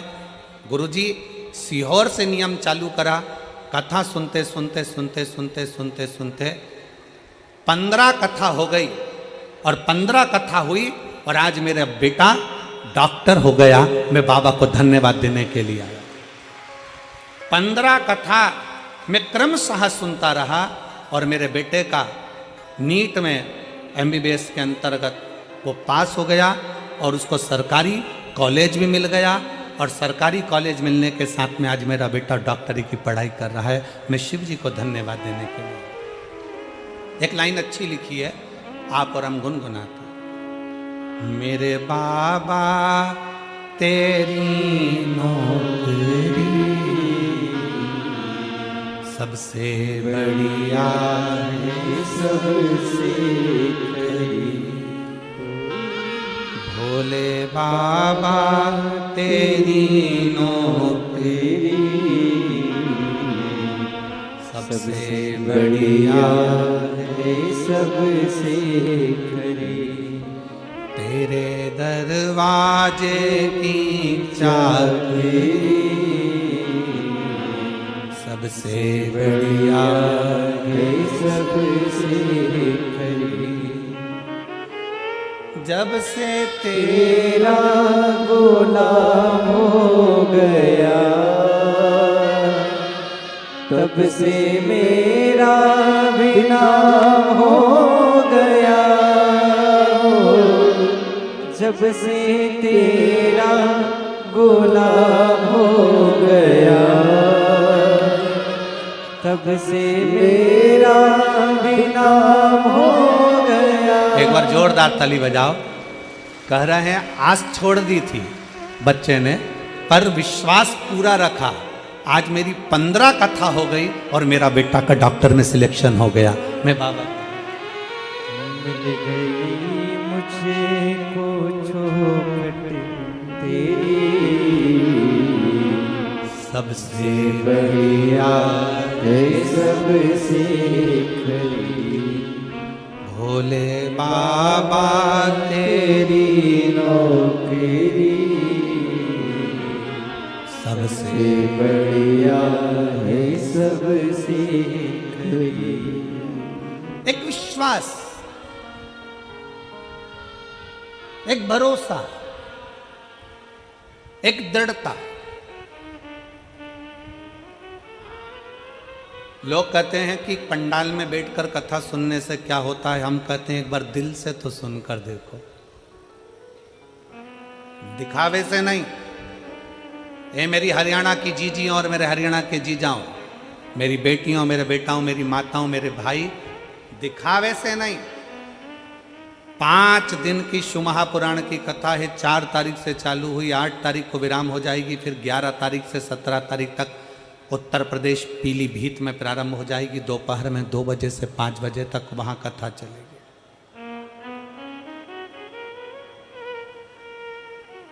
11 नवंबर से 17 नवंबर तक पीलीभीत में हो जाएगी, फिर 20 नवंबर से काशी में प्रारंभ हो जाएगी। एक बार अगर मौका मिले और शिव महापुराण के पंडाल में बैठकर कथा श्रवण करने का मौका मिले, तो उस बाबा से अपने मन की बात दिल से एक बार जरूर कहना कि बाबा तू सुनना जरूर। थोड़ी देरी हो सकती है, थोड़ा समय लग सकता, इंतजार करो, थोड़ा इंतजार, फल देगा, अच्छा देगा। फल देने में देरी नहीं करेगा, अच्छा देगा।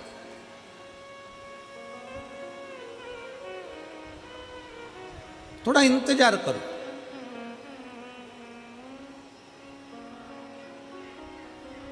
वो दीदी ने कहा कि भगवान फल बहुत देरी में देता, देन दो, धन्यवाद क्यों उसको, उसको धन्यवाद क्यों।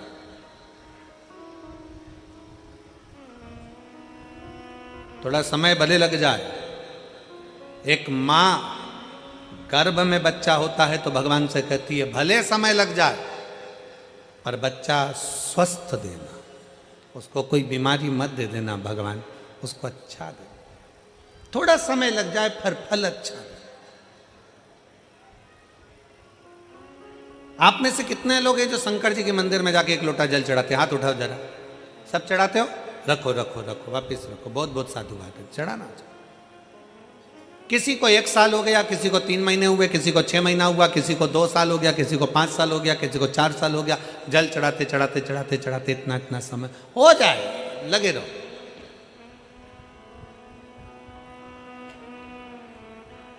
उसको दिल से, भाव से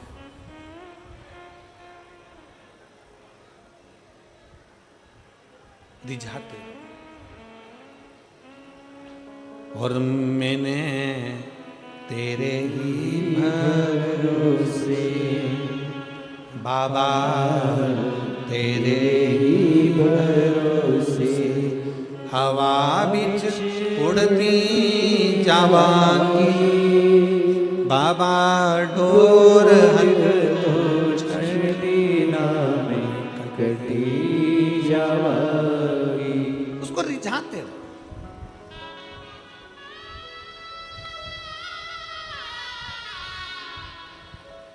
शिव महापुराण की शुरुआत एक देवराज नाम के ब्राह्मण से होती है,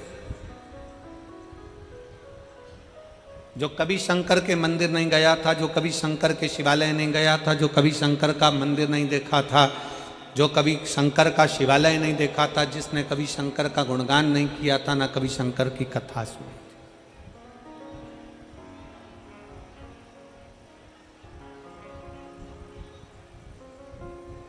जिसने कभी शंकर की कथा भी नहीं सुनी।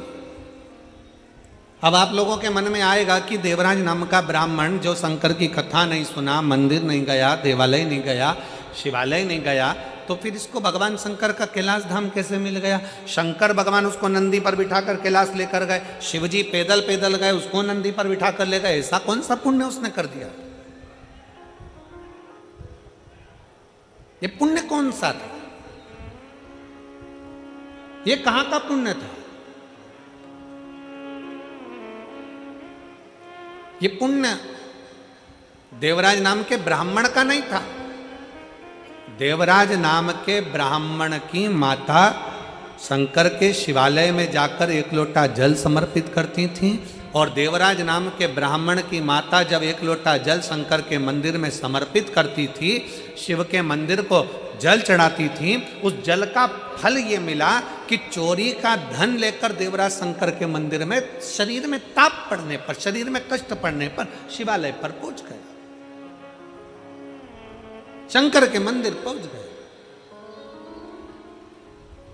शरीर में ताप पड़ रहा है और शिव याद आ रहा है। आप सबसे निवेदन है, जितने आस्था चैनल के माध्यम से कथा सुन रहे हैं, जितने फेसबुक यूट्यूब के माध्यम से कथा सुन रहे हैं, जितने इस पवित्र फरीदाबाद हरियाणा की पवित्र भूमि से कथा सुन रहे हैं, आप सबसे निवेदन है, अगर आपकी दुख की घड़ी में शंकर याद आ रहा है, आपकी तकलीफ की घड़ी में शंकर याद आ रहे हैं, आपके कष्ट के समय पर शंकर याद आ रहे हैं, आपको हर पल शंकर का स्मरण आ रहा है, जरा सा कोई दुख आया और तुम 1 लोटा लेकर अगर शिव के मंदिर पहुंच रहे हो, जरा सा कष्ट आया और तुम 1 लोटा जल लेकर शंकर की चौखट पर जा रहे हो, जरा सा दुख आया, तुमने शिव का श्री शिवाय नमस्तुभ्यम का जाप करना प्रारंभ कर दिया, तो समझ लेना ये जल तुम खुद नहीं चढ़ा रहे हो, ये जल तुम शंकर के मंदिर में खुद नहीं जा रहे हो, तुम्हारे मुख से श्री शिवाय नमस्तुभ्यम तुम खुद नहीं बोल रहे हो, शंकर भगवान स्वयं तुम्हें अपना समझकर तुम्हारे से ये कर्म करवा रहे हैं, जिससे तू भव से पार हो जाए, तो उनके करीब आ जा।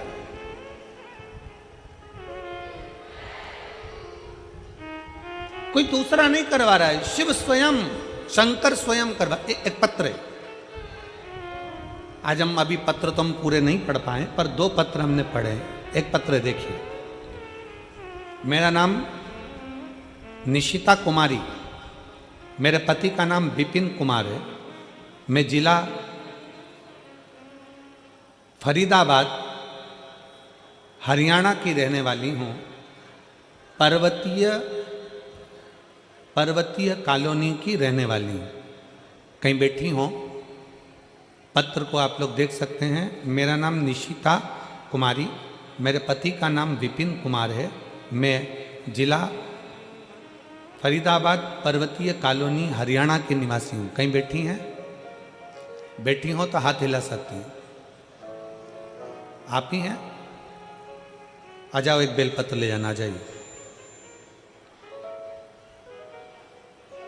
पर्वतीय कॉलोनी की रहने वाली हूँ।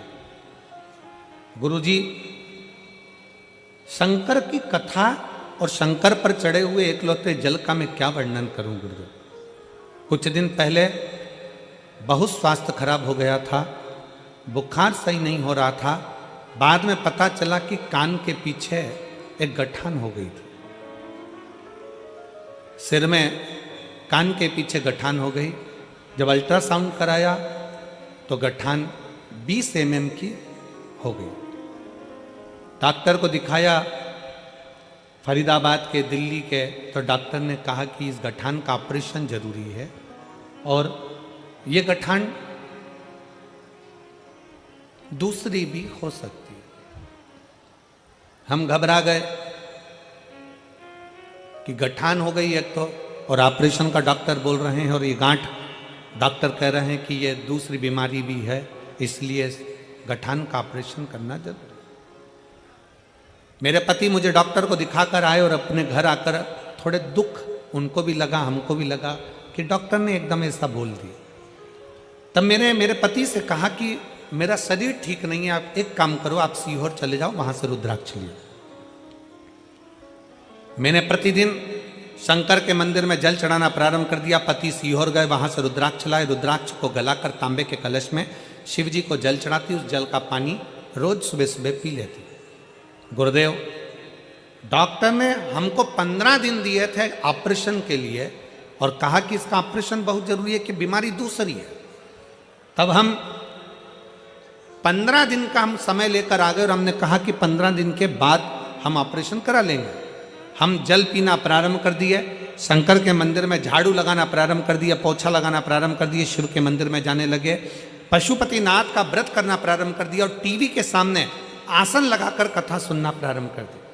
गुरुदेव, हम पहले आपको जानते नहीं थे, आपकी कथा पहली बार हमने श्रवण करना जब प्रारंभ करा टीवी के सामने, बाबा की ऐसी कृपा हो गई गुरुदेव। हम दूसरी बार 15 दिन के बाद जब गांठ का ऑपरेशन कराने के लिए हॉस्पिटल में पहुंचे तो डॉक्टर ने फिर वापस अल्ट्रासाउंड कराया और उसमें सारी रिपोर्ट नेगेटिव बताकर कह दिया अब तुम्हें ऑपरेशन की जरूरत नहीं है, गांठ गल रही है, अब ऑपरेशन की जरूरत नहीं और कोई बीमारी तुमको दूसरी नहीं है, आप ठीक हो। मैं मेरे भोले बाबा को यहां पर प्रणाम करने के लिए गुरुजी आई हूं। शिव तत्व की प्राप्ति। शंकर, मेरा नाम निशिता कुमारी, पति का नाम विपिन कुमार, पर्वतीय कॉलोनी फरीदाबाद हरियाणा की रहने वाली। आ जाओ, आ जाओ।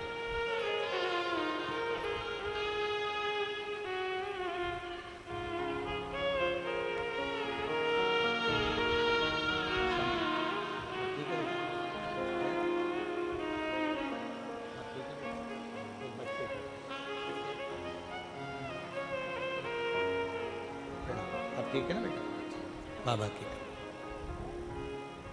शिव तत्व की प्राप्ति।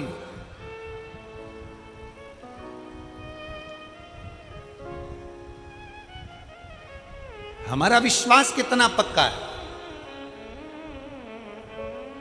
हमारा भरोसा कितना पक्का है शंकर के प्रति। हमारा एक लोटा जल जो हम शंकर के मंदिर में लेकर जा रहे हैं, हम एक लोटा जल जो शिव जी को चढ़ाने के लिए जा रहे हैं, उस शंकर को चढ़ाने वाला एक लोटा जल हमारे कितने विश्वास को प्रबल करता है।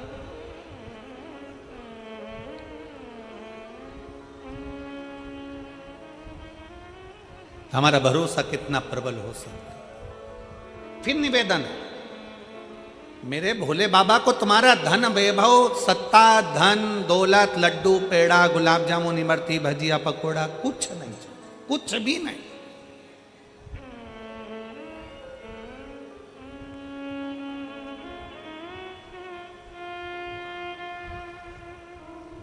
वो एक लाइन बोलते हो ना, कि भगत के वश में भगवान। बस भाव बिना ये कुछ भी नहीं है। आपके भीतर का जो भाव हो, आपके भीतर की जो श्रद्धा हो, आपके भीतर का जो विश्वास हो, वो परमात्मा के नजदीक ले जाए। नजदीक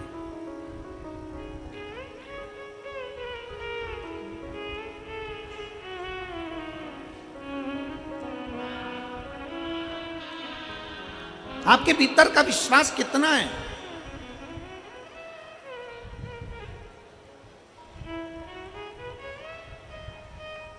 प्यार में और चाहत में एक बहुत बड़ा अंतर होता है।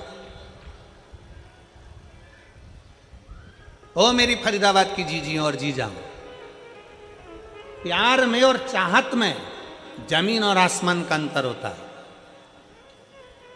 हमारे पास कोई आकर कह देना कि हम शंकर भगवान से बहुत प्यार करते हैं, गुरुजी हम शंकर जी से इतना प्यार करते, इतना प्यार करते, पूछो मत। और गुरुजी आप करते हो कि नहीं करते? हम कहते हैं हम शंकर जी से प्यार नहीं करते।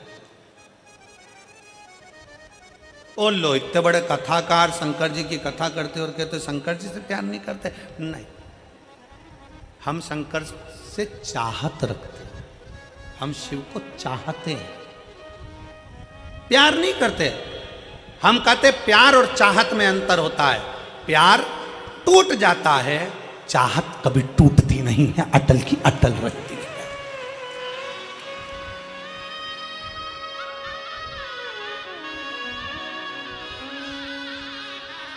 हमारा आपसे निवेदन है,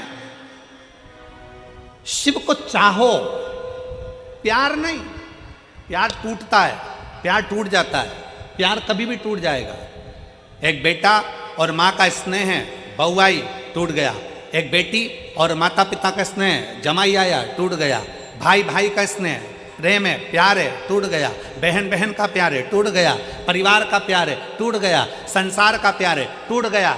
जगत का प्यार टूट जाता है। प्यार किसी से भी करोगे एक ना एक दिन टूटेगा जरूर, पर चाहत कभी टूटती नहीं है, क्योंकि चाह कभी कम होती नहीं है, उसको पाने की चाह बढ़ती चली जाती है। इसलिए मेरे महाकाल से, मेरे कुबेरेश्वर महादेव से, मेरे ओमकार नाथ से, मेरे विश्वनाथ से तुम प्यार करो ना करो, पर मेरे महाकाल बाबा को चाहो और दिल से चाहो। तुम्हारी चाहत बढ़ना चाहिए कि मुझे शंकर से मिलना है, मुझे शिव से मिलना है।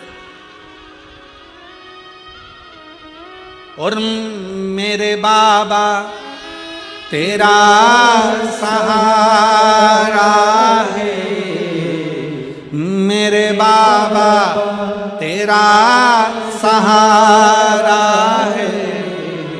मेरी नैया का तू किनारा है, मेरी नैया का तू किनारा।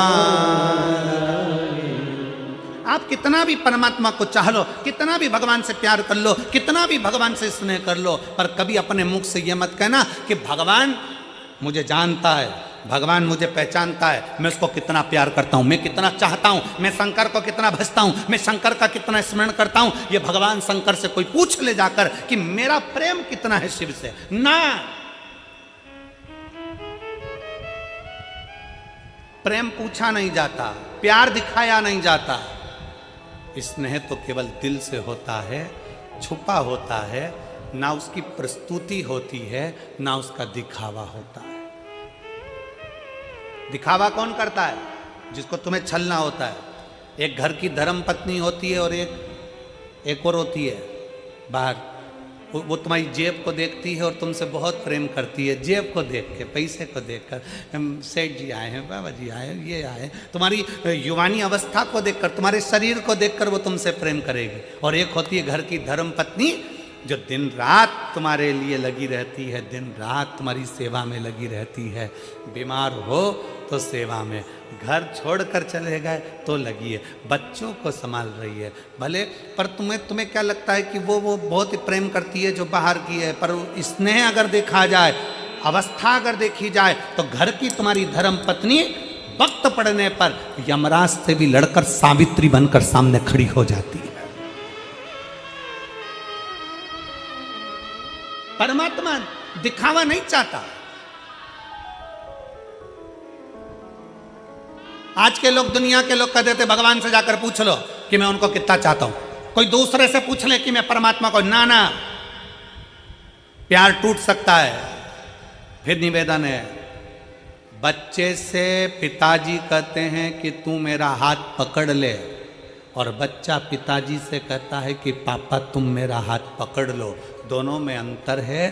बच्चा पापा का हाथ पकड़ेगा तो मेले में खो जाएगा, हाथ छूट जाएगा, पर पापा पिताजी जब बच्चे का हाथ पकड़ेंगे तो वो मेले में खोने नहीं देंगे, क्योंकि उनकी मजबूत पकड़ होती है। उसी तरह शंकर भगवान से कहना मैं तुमको ना पकड़ूं, शिव मैं तुमको ना पकड़ूं, शंकर भगवान से कहना मेरे महाकाल राजा तुम मुझे पकड़ कर रखना, मुझे विश्वास है तुम मुझे गिरने नहीं दोगे, खोने नहीं दोगे, तुम मुझे खोने नहीं दोगे, तुम मुझे गिरने नहीं दोगे। अरे सहारा किसी का मिले ना मिले, तेरे दर का सहारा जरूर चाहिए, किनारा कहीं का मिले ना मिले, तेरे दर का किनारा जरूर चाहिए। उससे कहो देरी लगे लग जाए, समय लगे लग जाए। हम एक लोटा जल चढ़ाते चढ़ाते चढ़ाते चढ़ाते एक दिन सोचने लगते हैं मैं इतने समय से चढ़ा रही हूँ, भगवान मेरी नहीं सुन रहा। पशुपति व्रत करते करते सोचने लगते हैं भगवान मेरी नहीं सुन रहा। भजन करते करते सोचने लगते हैं भगवान मेरी नहीं सुन रहा। नहीं, चलते रहो। हमारा पाप परमात्मा काटेगा तब तो कुछ देगा।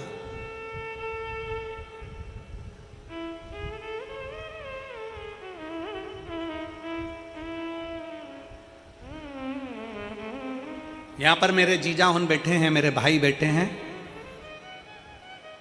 मैं उनसे पूछूं, आपने रेजर उठाई और डायरेक्ट दाढ़ी बनाई, या रेजर उठा के डायरेक्ट सफा चटकई करी? करते हो क्या? जम के बोलो जरा। नहीं, क्या करते हो? पहले थोड़ा सा पानी लेके दाढ़ी को लगाओगे, सिर को लगाओगे। खवास क्या करेगा? पहले थोड़ा थोड़ा पानी और क्रीम लगा के, थोड़ा थोड़ा शेविंग क्रीम लगा के उसको मलेगा, गलाएगा। क्यों गलाता? कि ये बाल जब कटे तो कष्ट ना हो, कष्ट ना हो, इसलिए उसको गला रहा है। शेविंग क्रीम लगाकर, पानी लगाकर, तेल लगाकर उसको बार बार मलकर उसको गलाया जा रहा है। अगर वो चाहता तो एक बार में रेजर उठाकर काट देता, पर नहीं रे, कष्ट होगा, इसलिए थोड़ा सा इसको गलाना पड़ेगा। उसी तरह संसार में जन्म लिया है, थोड़ा बहुत दुख आ भी जाए, समझ लेना परमात्मा अभी हमें गला रहा है और गलाएगा। एक दिन हम जल चढ़ाते रहेंगे, चढ़ाते रहेंगे, थोड़ी देर दाढ़ी गलती रहेगी, गलती रहेगी, जल चढ़ता रहेगा, चढ़ता रहेगा, तो हमारा पाप कट जाएगा। उसी तरह जल चढ़ाते चढ़ाते पाप कट जाता है, वैसे ही थोड़ा गलाते गलाते दाढ़ी भी कट जाती है। उसी तरह थोड़ा समय लग सकता, थोड़ा समय लगेगा, थोड़ा स्मरण रखिए।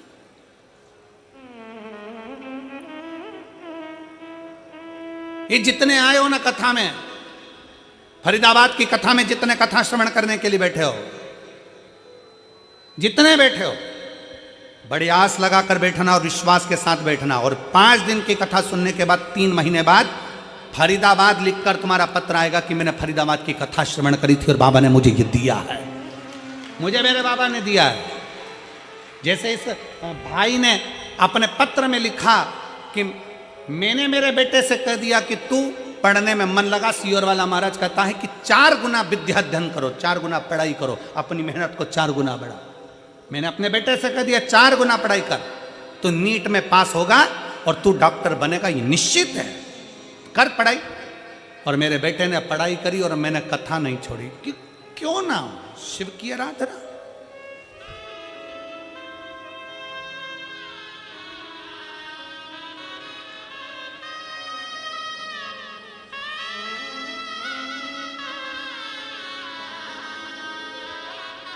हमारा विश्वास हमें शिव के करीब में लेकर जाता है, शंकर के पास।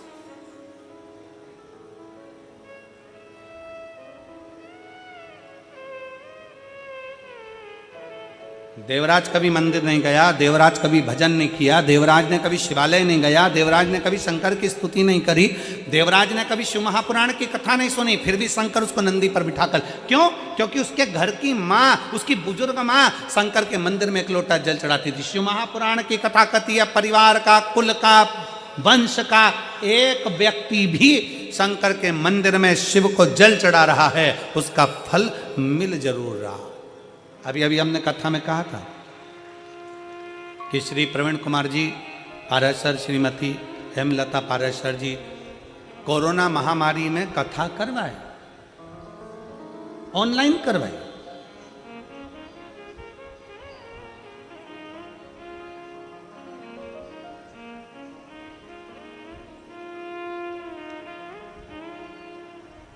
कथा किसने बुक करी थी कोरोना महामारी में? प्रवीण कुमार जी ने नहीं, हमारी हेमलता जी ने कथा बुक करी थी। किससे पूछकर करी थी? प्रवीण कुमार जी से पूछकर करी थी।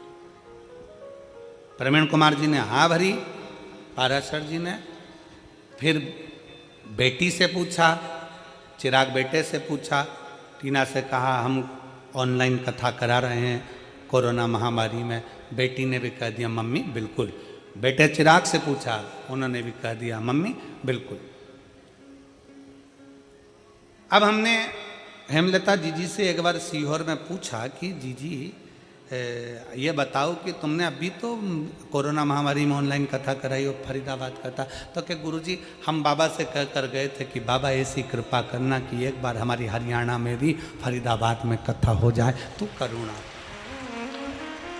तो करुणा।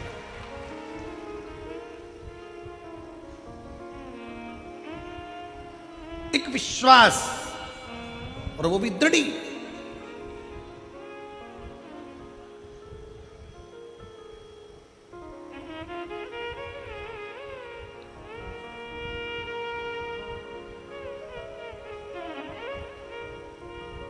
बहुत सारे लोग आते हैं कथा सुनने के लिए, बहुत सब बाबा से कहते हैं बाबा मेरे पाँव में दर्द है सही कर देना, बाबा मेरी कमर में दर्द है सही कर देना, बाबा मुझे पैसा देना, बाबा मुझे ऐसा करना। बहुत लोग आते हैं कथा सुनने के लिए। हम हमारा निवेदन है तुम कथा सुनने आओ ना तो बाबा से ये सब चीज बोलो ही मत। तुम तो बाबा से कहो क्यों रे कुबेर भंडारी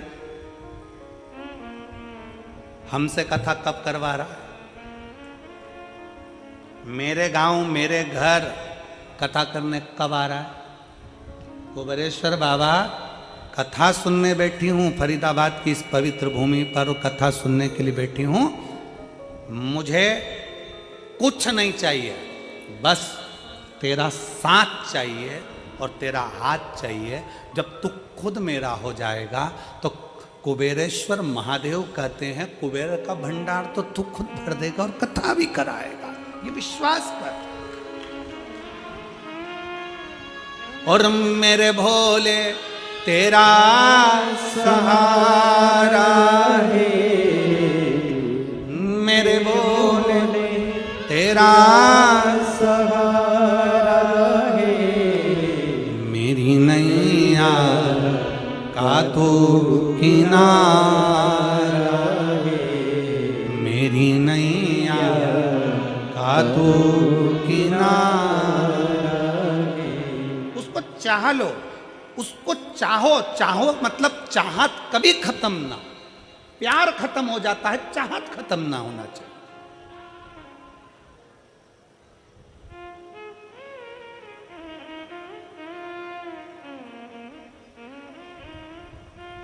हापुड़ की कथा में हमने कहा था आई मिस यू से ज्यादा अच्छा शब्द है आई विथ यू, मैं तुम्हारे साथ हूं।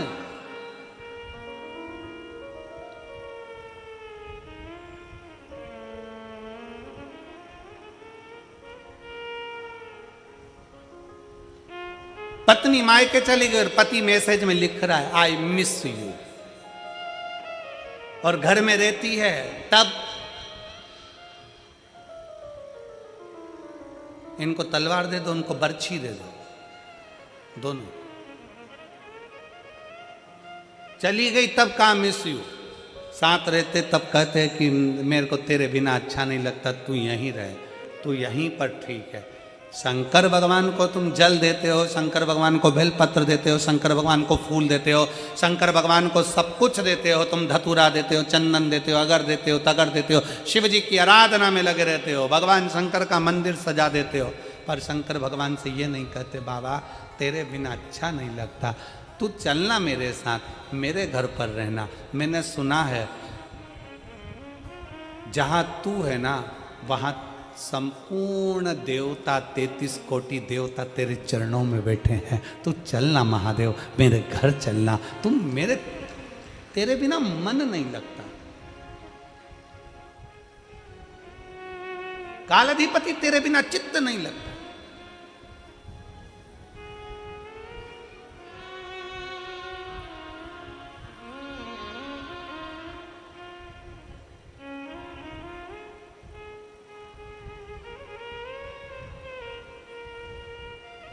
और शिव के सिवा कहीं दिल ना लगाना, शिव के सिवा कहीं दिल ना लगाना, वरना पड़ेगा तुझे आंसू बहाना, वरना पड़ेगा तुझे आंसू बहाना, शिव के सिवा कहीं दिल ना लगाना, शिव के सिवा कहीं दिल ना लगाना, शिव के सिवा कहीं दिल ना लगाना, शिव के सिवा कहीं दिल ना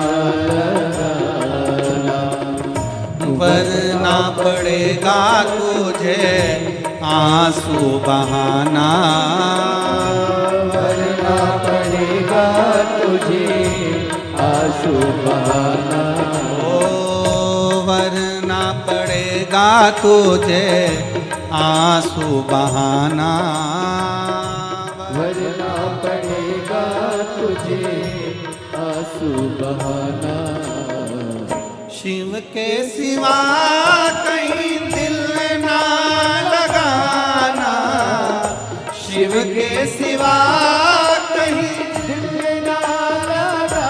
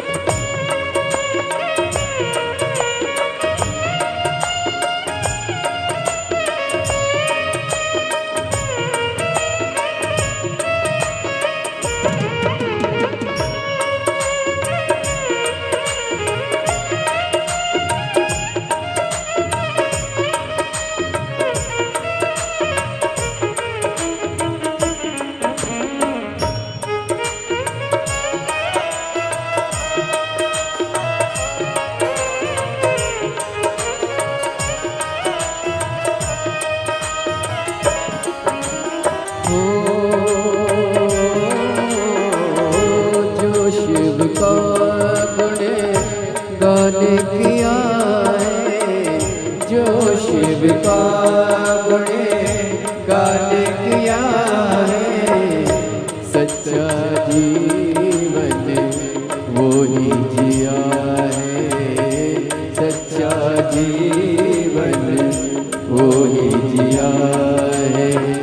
जो शिव का गुणे गाने किया है, जो शिव का गुणे गाने किया है। सच्चा जीवन वो ही जिया है, सच्चा जीवन वो ही जिया है। सुमिरन के बल से तुझे, सुमिरन के बल से तुझे मुक्ति है पाना। शिव के सिवा कहीं दिल ना लगाना, शिव के सिवा कहीं दिल ना लगाना। वरना पड़ेगा तुझे, वरना पड़ेगा तुझे आंसू बहाना।